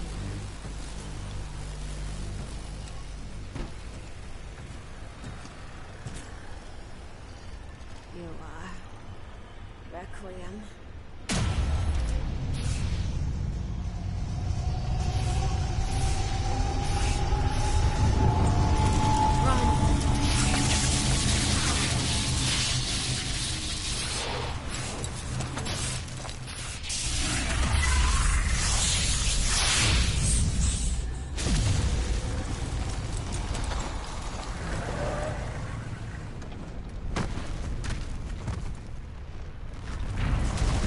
Are you fucking kidding me?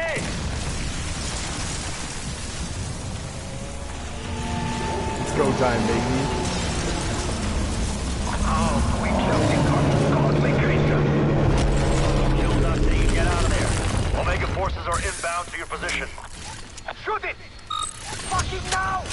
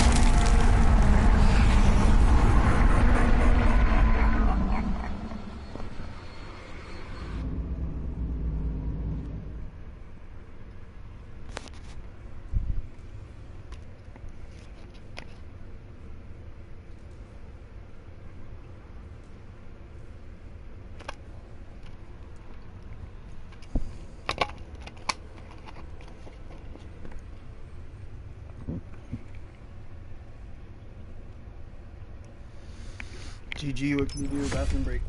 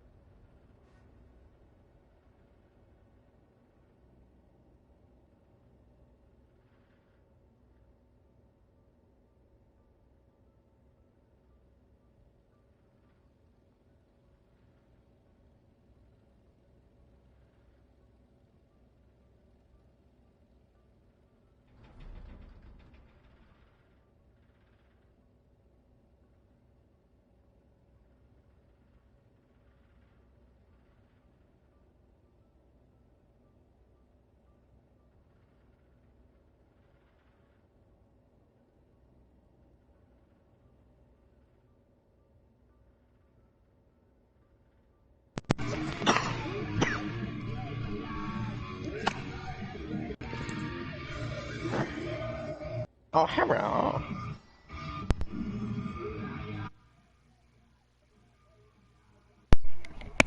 What up? Not much. Waiting for Kyler to come by. Nice. Man's having some problems. It keeps bugging me, and I can only dodge so much, so I gotta be a little social. That's shit. Humans can have a little social as a tree, you know. Well, yeah.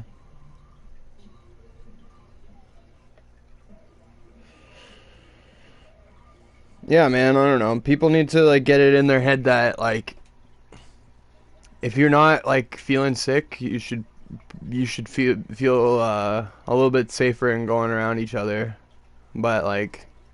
During this whole thing, bro, like, I'm a machine, man. I haven't taken a sick day in 3 fucking years at work. Mm-hmm. And, like, I don't know. I just, like, I never get sick unless I do it to myself. Like, get too drunk or something like that, or, like, I don't know. Like, before, I know for a fact, like, I touched something on the bus. Like, I touched a pole on the bus after somebody touched it or something like that, and then I got sick that day, that day after. And it was, like, the guy, like, it was, like, either I had my hand on the pole and the guy sneezed on the pole or something fucking stupid, and I was, like, mad at, anyway. And I got sick, like, right after. So, like, I know for a fact you can get sick just by people, you know, like, breathing on you or being, like, you know, like, gross or whatever, but... I don't know, yeah. Like, I think everyone needs to, like, go back to, like, if you're not sick, you should be generally speaking pretty good. Like, you should invest into Dogecoin. Oh my god. That might do it. Shut the fuck I know up. it sounds stupid, but Ryan Helm, the owner of Cloudfire, he put $268 into Dogecoin and he's got $3 grand. Until it all collapses because they're fucking colluding. Like, right there, bro. That's not, if I just put a little bit of money in, I can fix my car, or, like, you know, have a first and last on a house or something. You know, Martha Stewart went to jail for insider trading, right? Do you think I'm smart enough to know insider trading? No. But that's insider trading. Okay, well, put me away. I'm just saying, guy. Like, okay, if a whole bunch of people are like, well, we're gonna buy into this to make it more valuable, and they all get together and they talk about it, is that not like giving people the inside scoop on your market trading? Like, is that not what that is? That is, like, you know what I mean? I'm not saying like I want it to be. I want the fucking little guy to win, but I know for a fact it's gonna just blow up in everybody's face. I know. So it's like, yeah, like, what do you get? Okay, what are all these people gonna do? Whether they just get their plain money back and it was just a complete waste of time, or they get no money back, or they get charged. What, like, you know what I mean? What, like, I want to get into it. I really do. Like, I wanted to, but I just it's like that free money that we got from the government during COVID.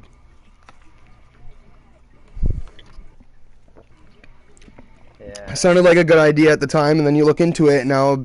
If you got $8 grand, you're paying $2,000 back minimum. Like, and people, and the problem with that is, I don't know how they thought people would be in a better position in a year from now. You know what I mean? Compared to, like, nobody has work and everything else. Besides, like, people that have been working the whole time. You know what I mean? Like, it's not, anyway, it's not any better for people right now. I don't know why they would think that getting them to pay it back later is any better. It should just been nobody has to pay it back, and we'll eventually try and pull ourselves back up. You know, but debt doesn't come like that. It's just increasing the debt. You know, it's not going down anytime soon. I don't think it's gone down at any point. I would have to look into it, but. And if it's gone down at any point, it's not enough to, like, sustain the amount that it goes up when it does go up. So.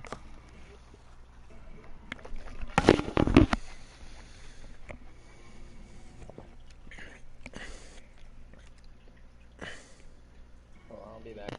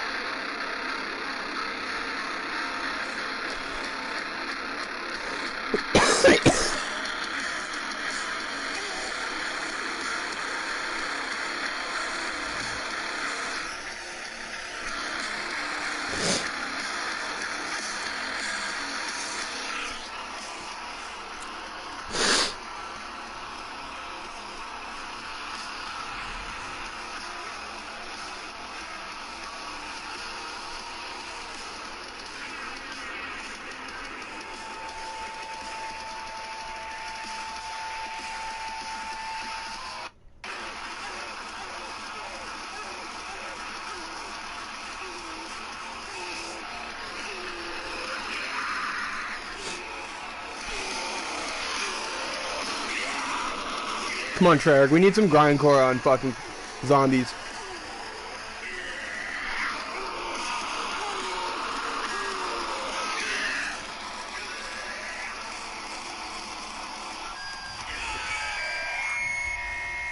Sounds like fucking zombies music from the fucking zombies perspective.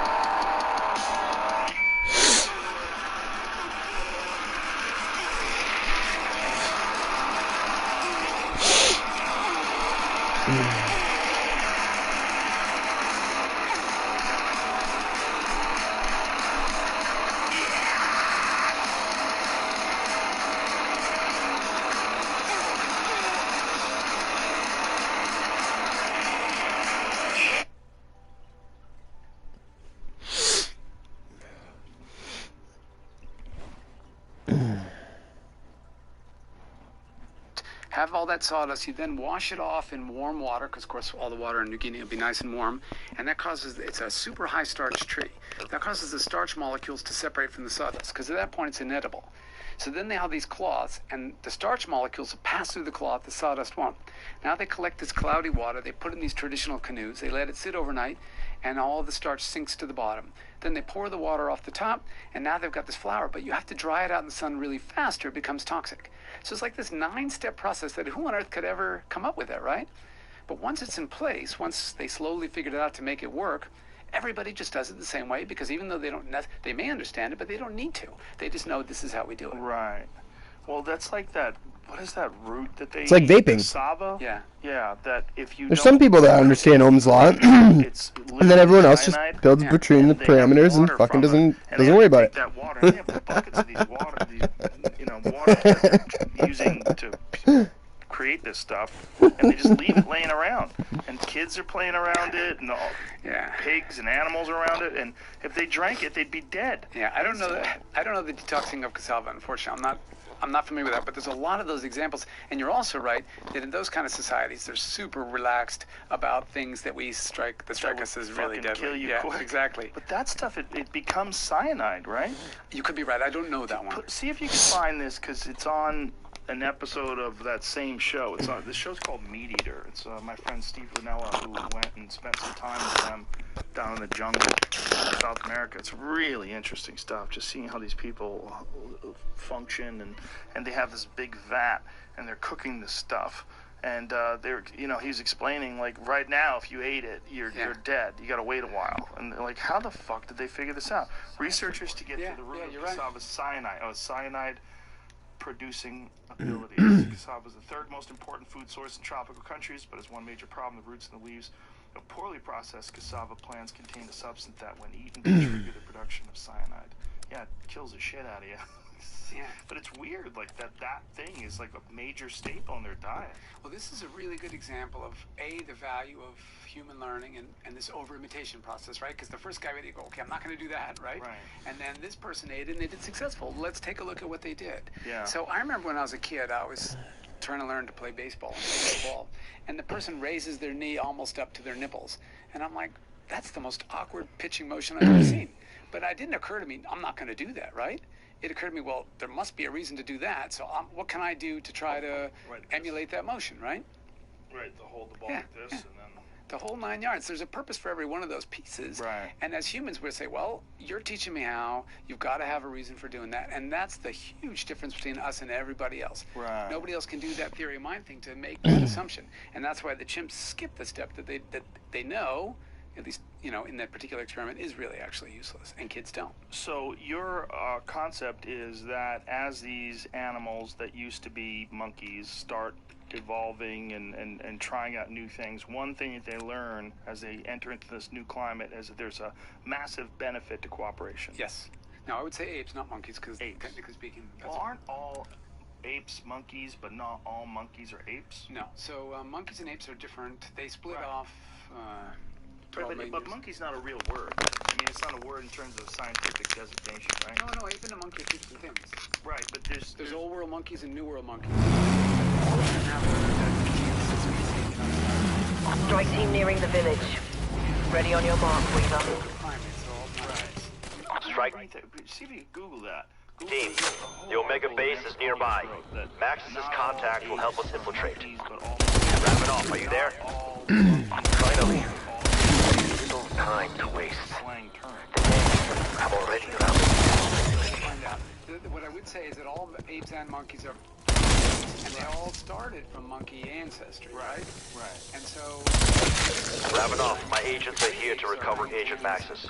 She's still at the facility. And then you've got gibbons, which are lesser apes, which She is held by Dr. Peck. They don't have the brain power of great apes. Did you find anything like that? I read this a few years ago. It confused the shit out of me. Because I didn't know that monkey wasn't a scientific...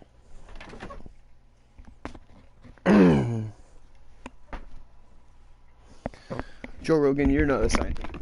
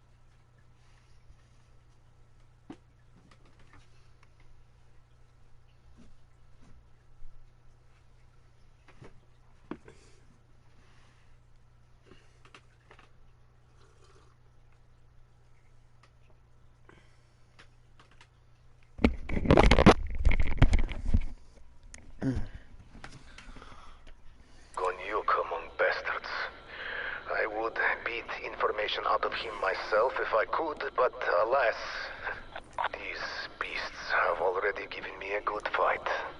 I must help you from my monitors. Take the teleporter on the roof. It is safe. Mostly.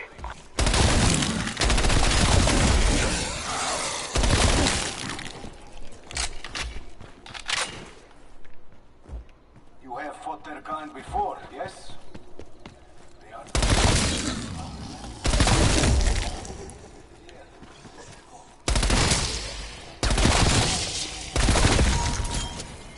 Bye-bye, bitches.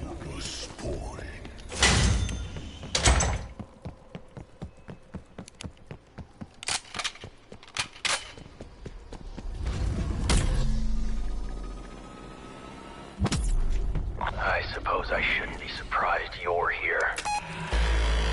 Makes sense. This is working with Requiem. Let's make it heal. I need power on. Do that. I gave you your spy. You scratch my back. I scratch yours. Heck, you better have Maxis ready for transport, or there won't be One left. You're welcome.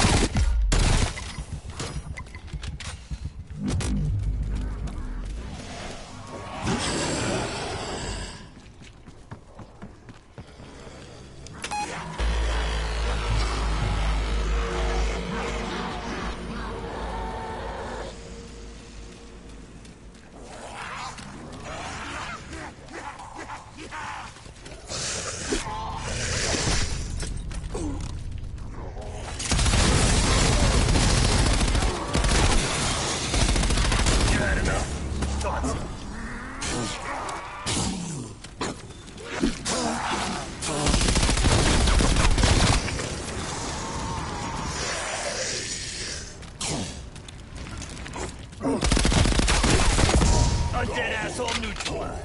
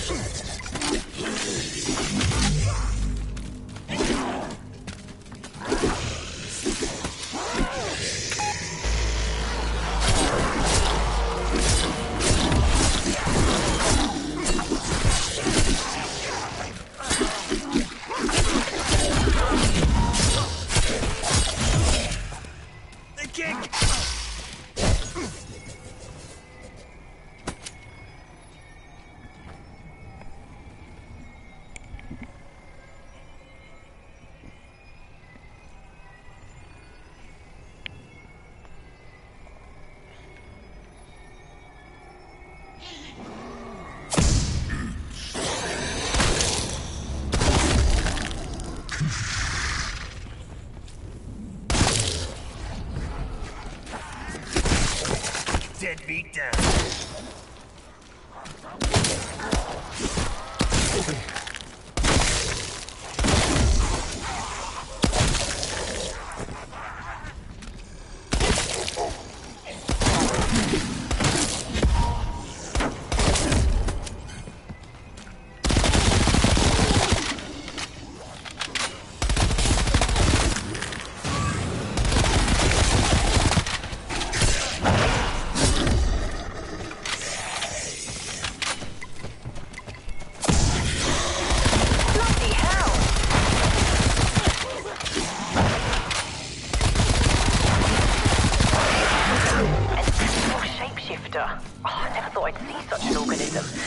Kind of the idea. You don't see him coming. I mean, are you alright?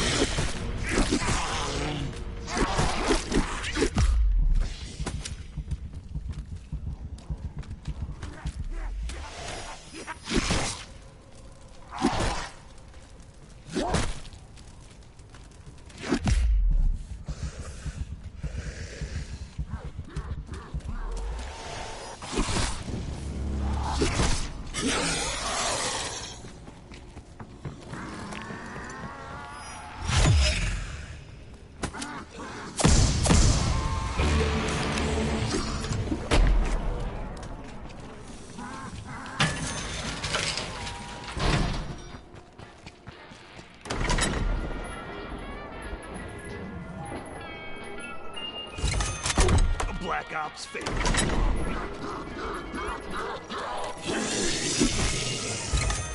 New rifle. Look at me.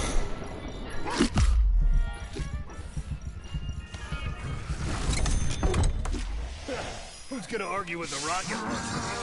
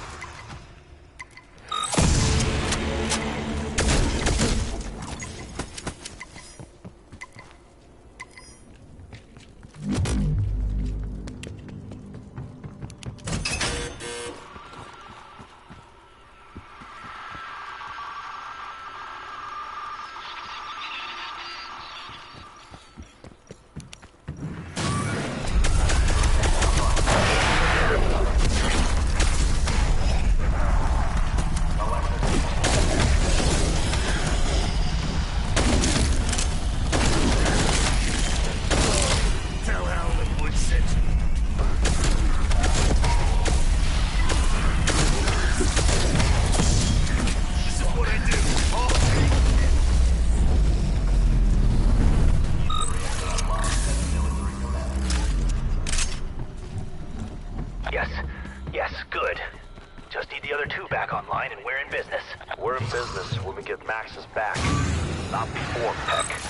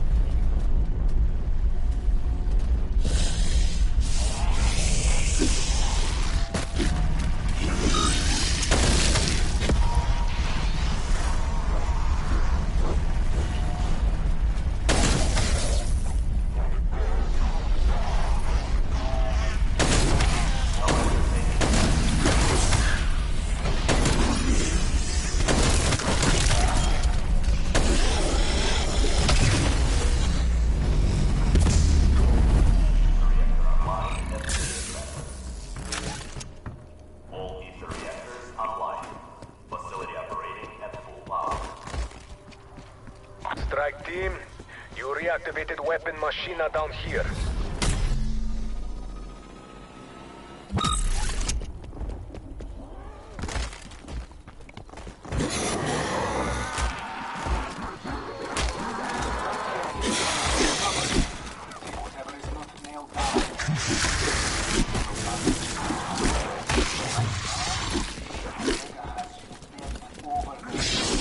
Let's go to the bathroom again.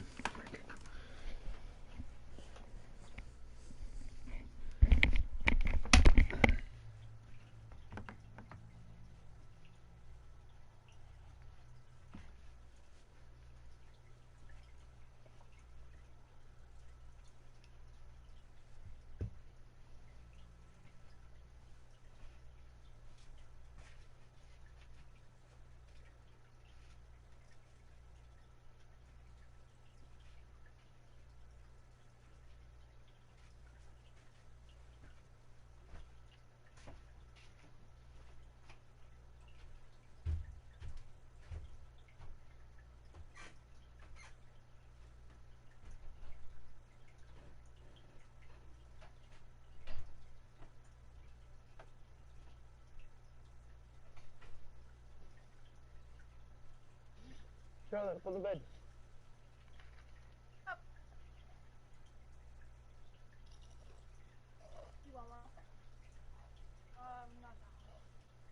Up.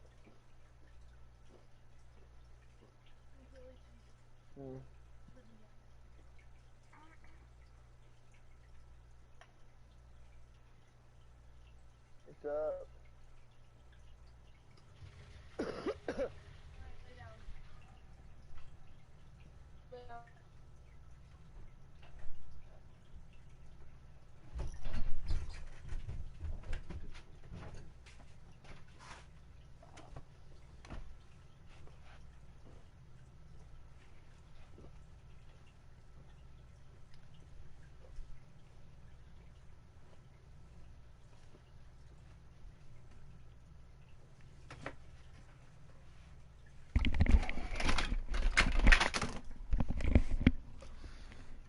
What's up?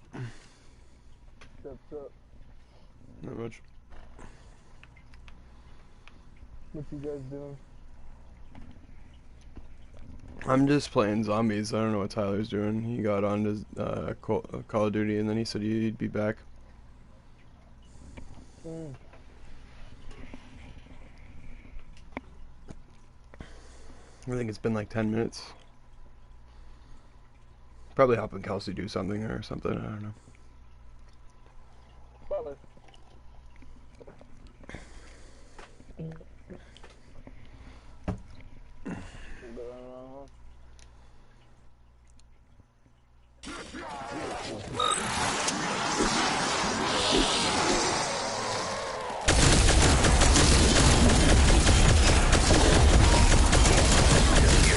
Time with that, and you head to mission control. I'll be waiting. Strike team, you have an exfil opportunity. I have the Easter egg down pack now.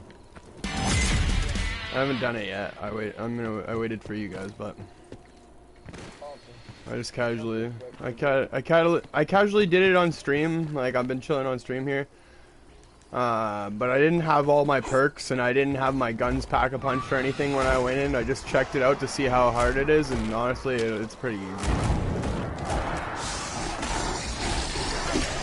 So I think we'll be able to do it.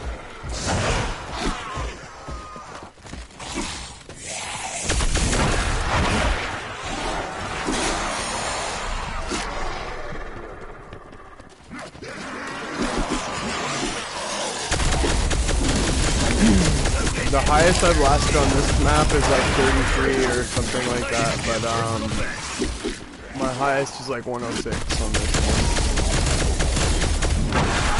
But I kind of cheated it. Technically it's like 91 with the boys. There was like this thing where you could like become not like seeable by the zombies. And I kind of exploited that. So. To be fair, yeah, the 106 is legit. I gotta redo that.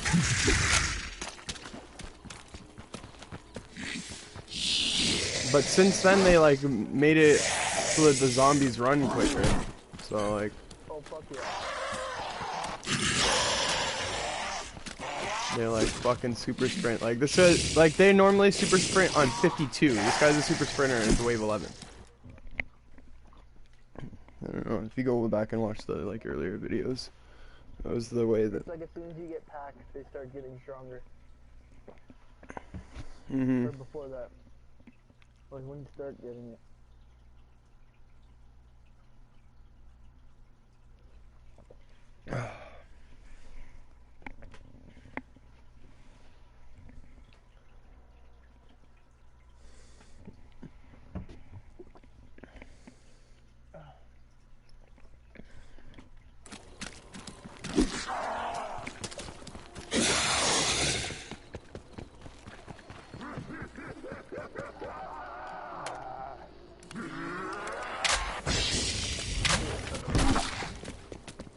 Strike team. Extra window is closed.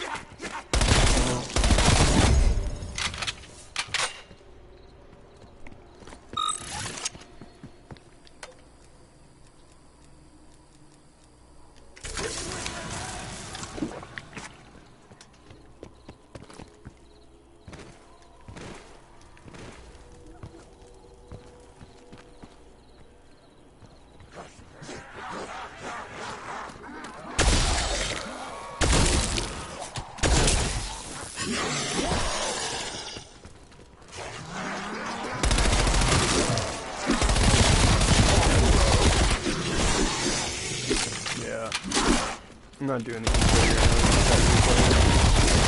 I'm trying to get camos done for my guns.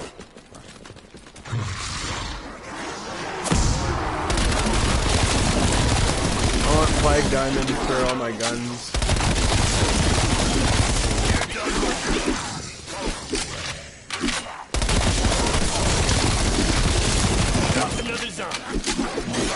It would be cool to grind zombies with like flag diamond or fucking dark matter or whatever. Or it'll be cool to grind multi with that. I kinda wanna finish it first before I start grinding multi really hard. Cause then I can flex my fucking dark matter.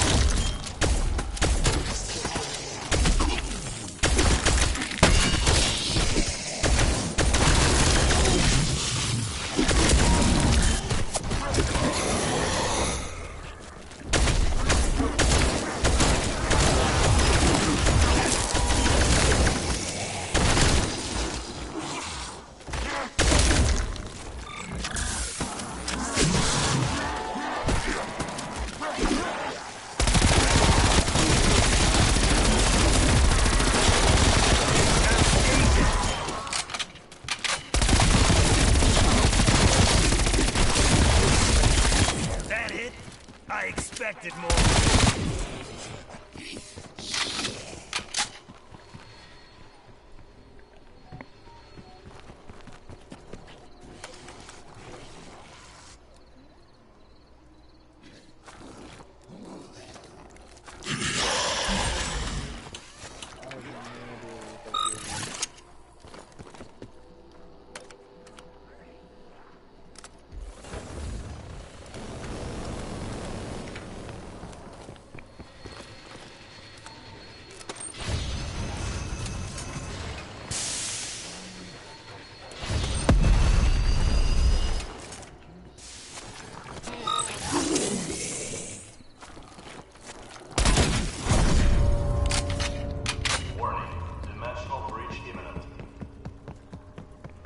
That? Death comes for us now. You must protect us.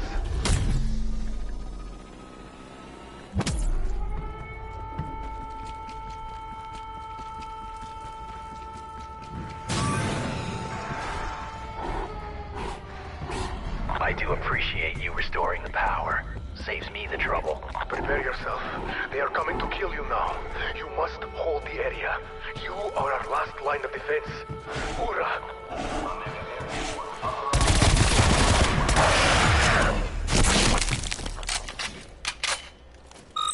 Security alert. Dimensional breach at the mission control.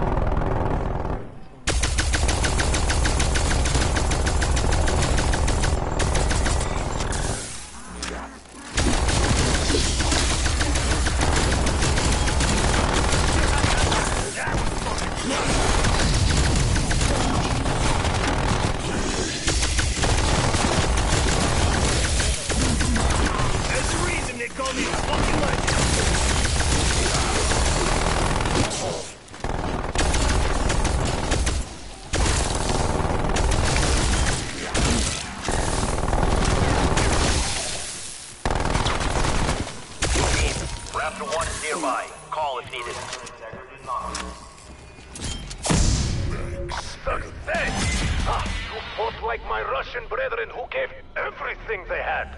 Hoorah! Sadly, that will not be the last breach. Prepare yourself.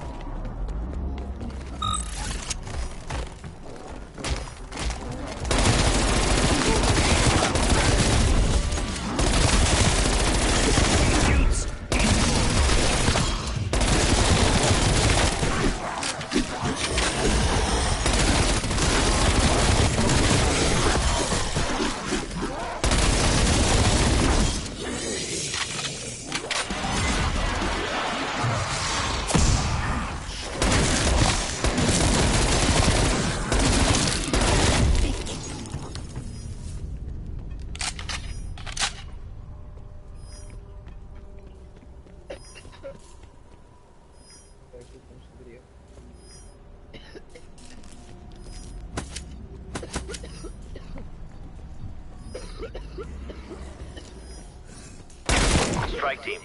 Exit windows closed. One more zombie.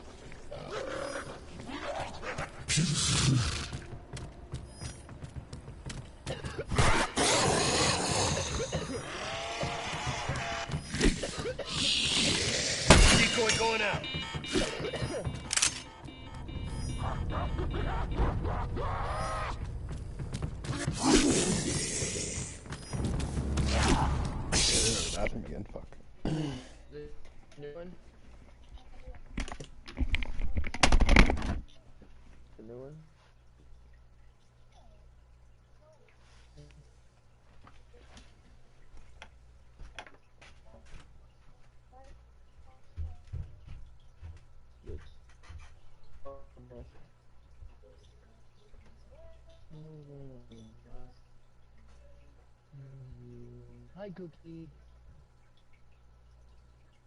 D-boy.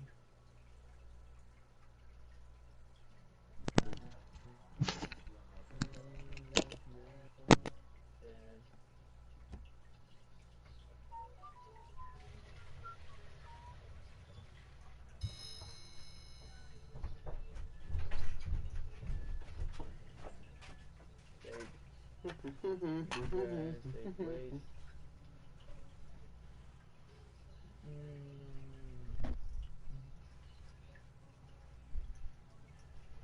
Oh, fuck off.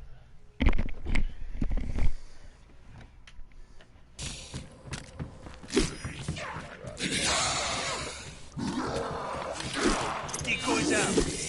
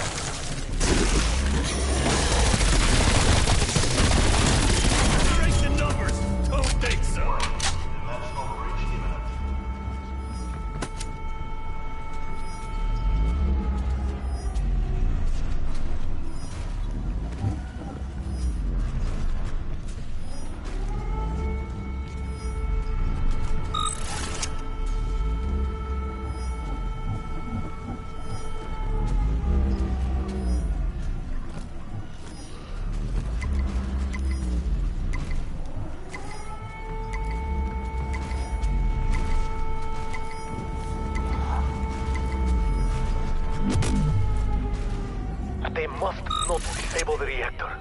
You will stop them. Omega security authorized for national operation.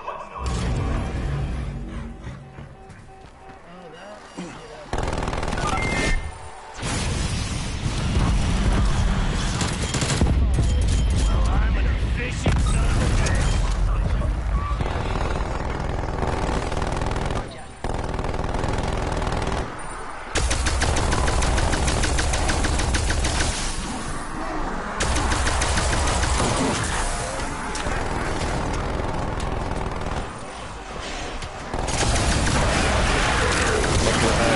Sorry, not working over. Get my room force controlled by Alan right now.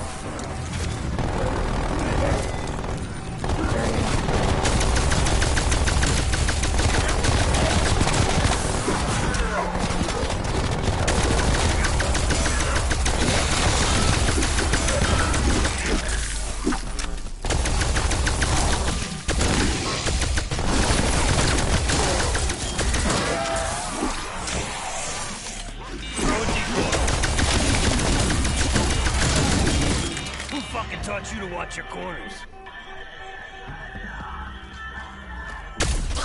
Strike team, you have an exfil opportunity.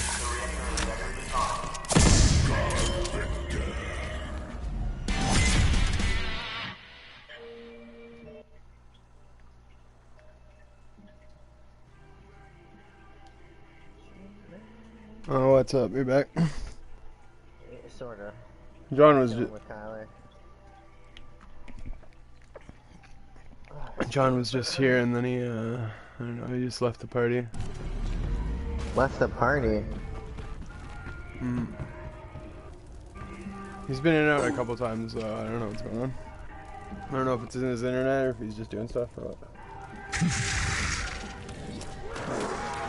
I mean, I get it. Hard to stay focused there. We got the Fortnite tournament tomorrow if you want to try. It's still pretty fresh for me, so figured we could do it. I was gonna try putting some parts on this. Well, Fallout 4 is supposed to be in here, but it's Legend of Korra. Wake up!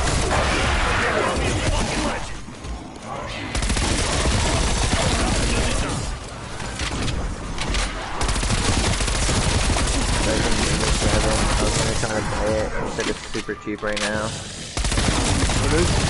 Sorry? Resident Evil 7.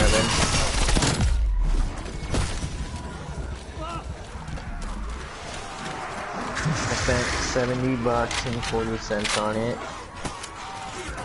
In person physical copy it. January 24th, 27th. Damn, dude, I didn't realize it was that fucking long ago. It's been 4 years? Are you kidding me? No way. Since they put a new one out? Home for the first week. Is the bane of children, and a grievous blight, a house of rotting flesh. Extraction is a no-go. Stand by for next window. Yeah, light up, John.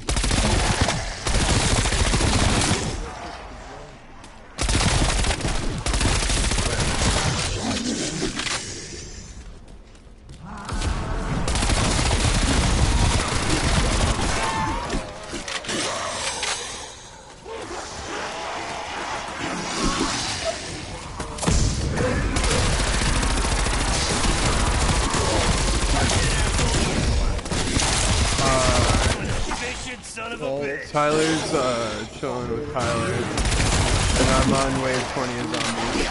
And I'm like exfil and next opportunity and stuff like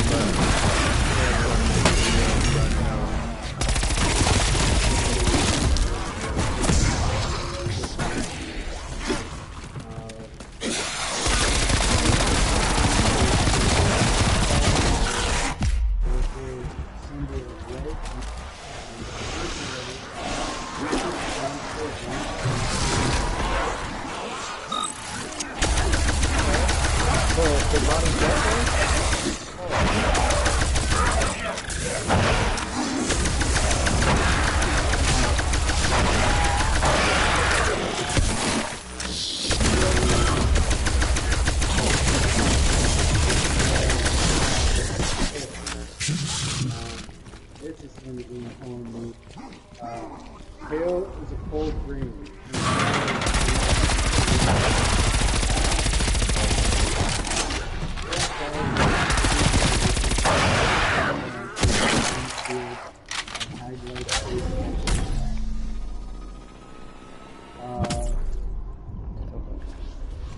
just a potentially frustrating time when your plans are hit by unforeseen difficulties.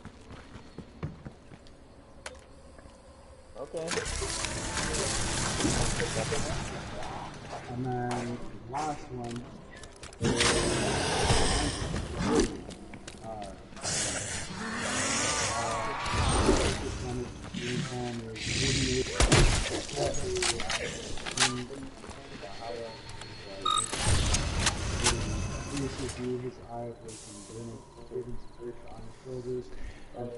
Discordian Disruptor.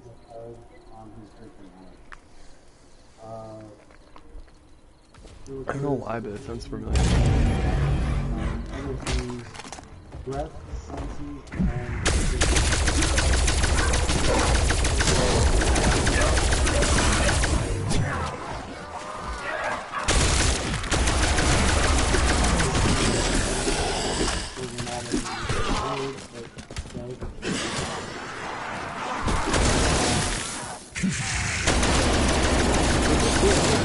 It's like, I think they actually...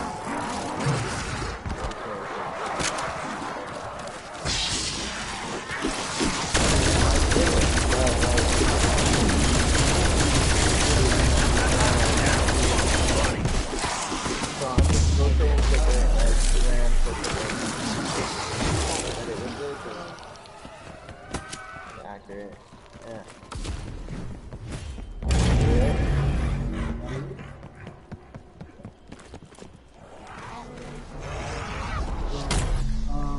when you ask, you're basically asking for guidance.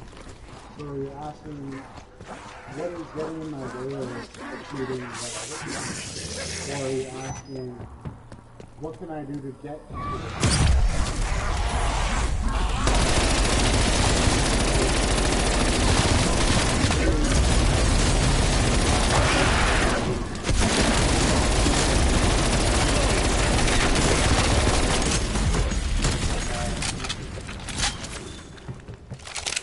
Put the other ones in?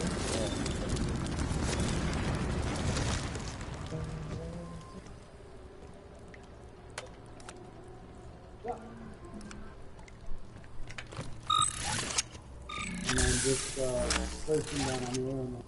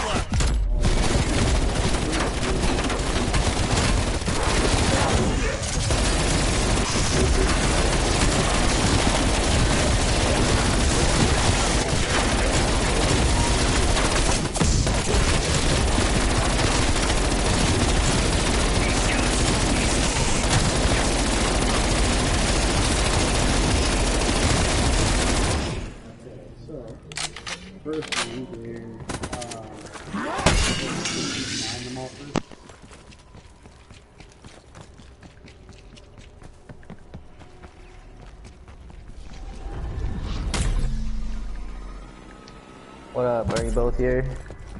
Yeah, I'm here. I think John's here too.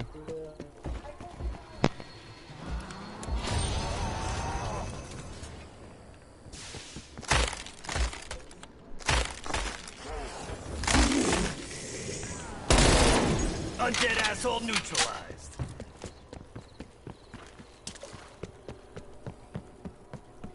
I'm on wave 25 with the Wonder Weapon and triple tapped fucking MP5.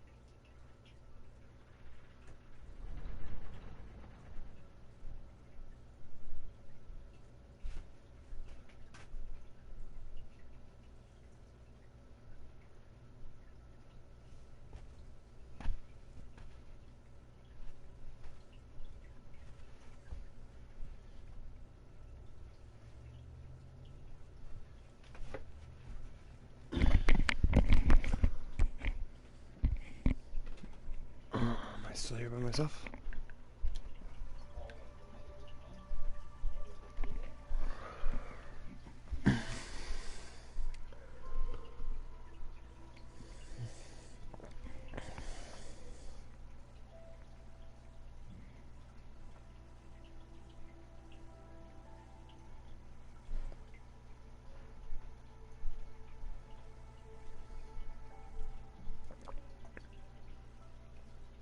This is the story of Mike. You should get out more. This is Mike visiting his grandma. Get out.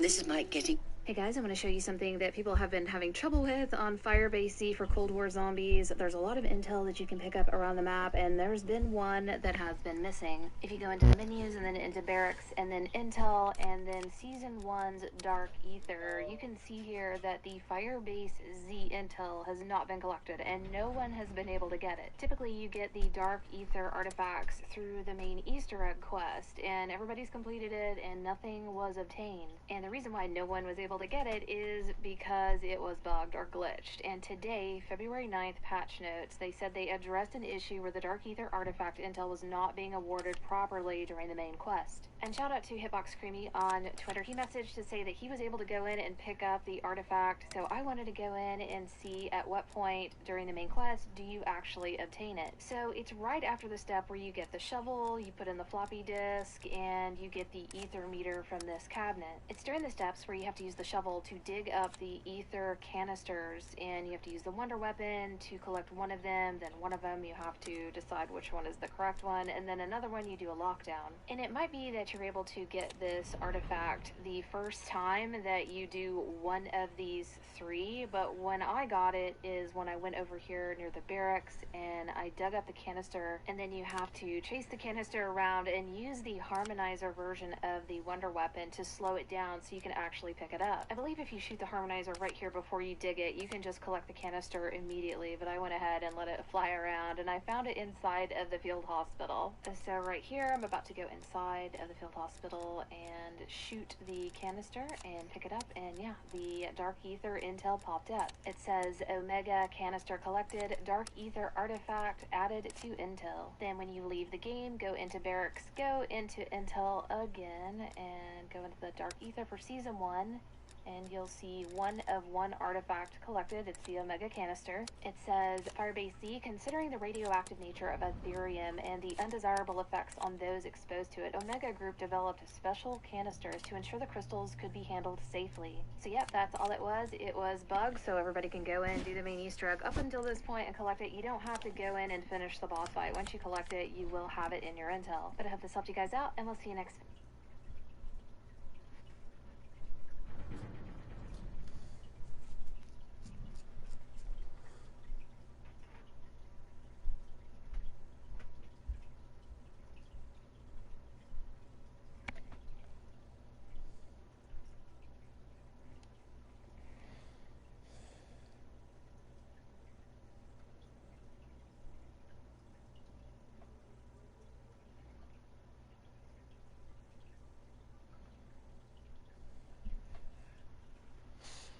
Well, we got that in that game earlier today.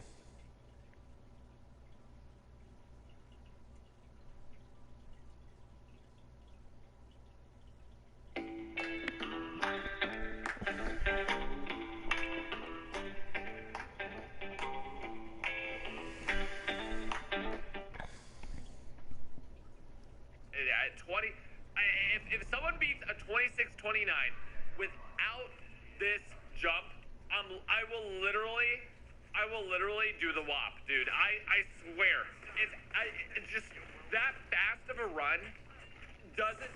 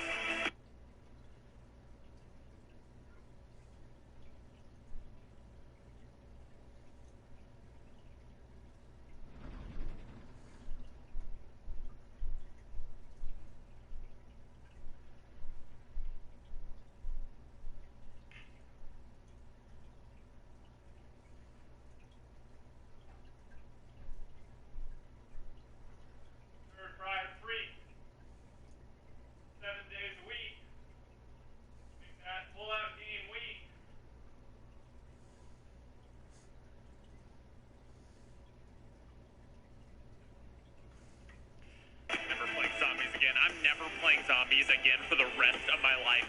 For as long as I live, I will never play zombies again. A 24, 26 Kingman. Or you said this was an entire saga. In the dead of the night, when I was asleep in bed, let me explain to you what happened. In the dead of the night, no pun intended. Steve, literally 30 minutes after I recorded my reaction and put up my reaction to Kingman's run, Steve comes in and he beats that run by like 30 seconds. And I said, huh? Well, that's unfortunate, but guess what? It's still not sub 26. And then freaking Kooky comes in and he beats that run. He gets like a 25-minute run, like a 25-30 or something like that. And then Earthomon comes in. He beats that run. He gets like a 25-30. He beats Kooky. And then I wake up this morning and effing Kingman has gotten a 24, a sub 25 run, 24, 26 for the map. Are you effing kidding me, Kingman?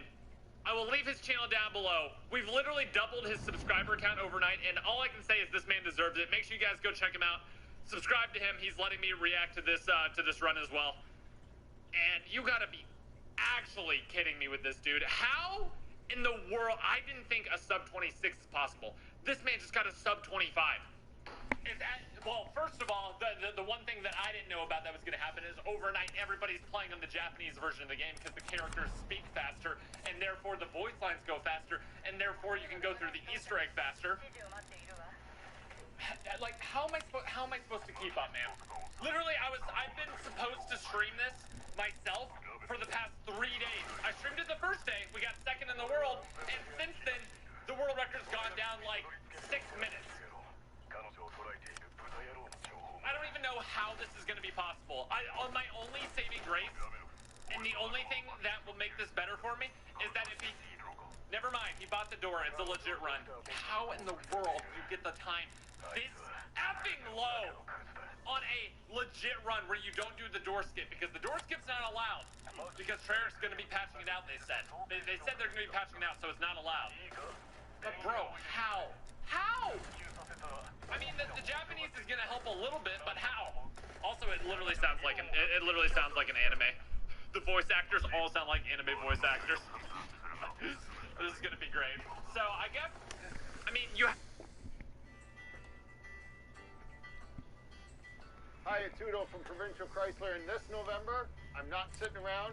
I'm telling you, trucks are on sale. Trucks are on sale. If you've been waiting for the incentives to kick in on these 2021 Ram DT models, well, they're here, and you gotta check this out. 0% financing for 96 months. And if you've heard out there that inventory is a problem, well, it's not at Provincial Chrysler. We've got lots of trucks. We've got the Bighorns. We got the Limiteds. We got the Laramies. Oh my gosh, we almost have it all. You gotta come down and check it out for yourself. Plus, with every vehicle purchase this month, $25 goes to Grow On Windsor. It's a great fundraiser, and we ask you to help support us. And you know what? Help us reach our goal of $8,000. You can start your shopping experience always online at provincialchrysler.com, but better yet, see us in person at 1001 Provincial Road. This is the last day in the ordinary life of Cameron Ackerson. In the past year, reports of unexplained electrical phenomena.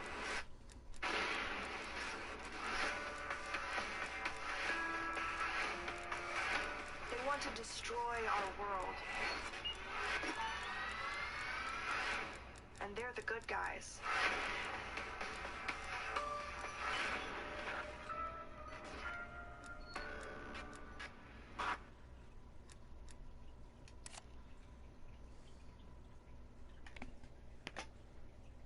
You have, what, like 1,150 or something like that less points to work with off the start.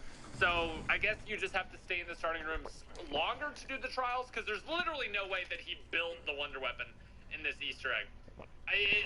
The Wonder Weapon building just takes so much longer, no matter how efficient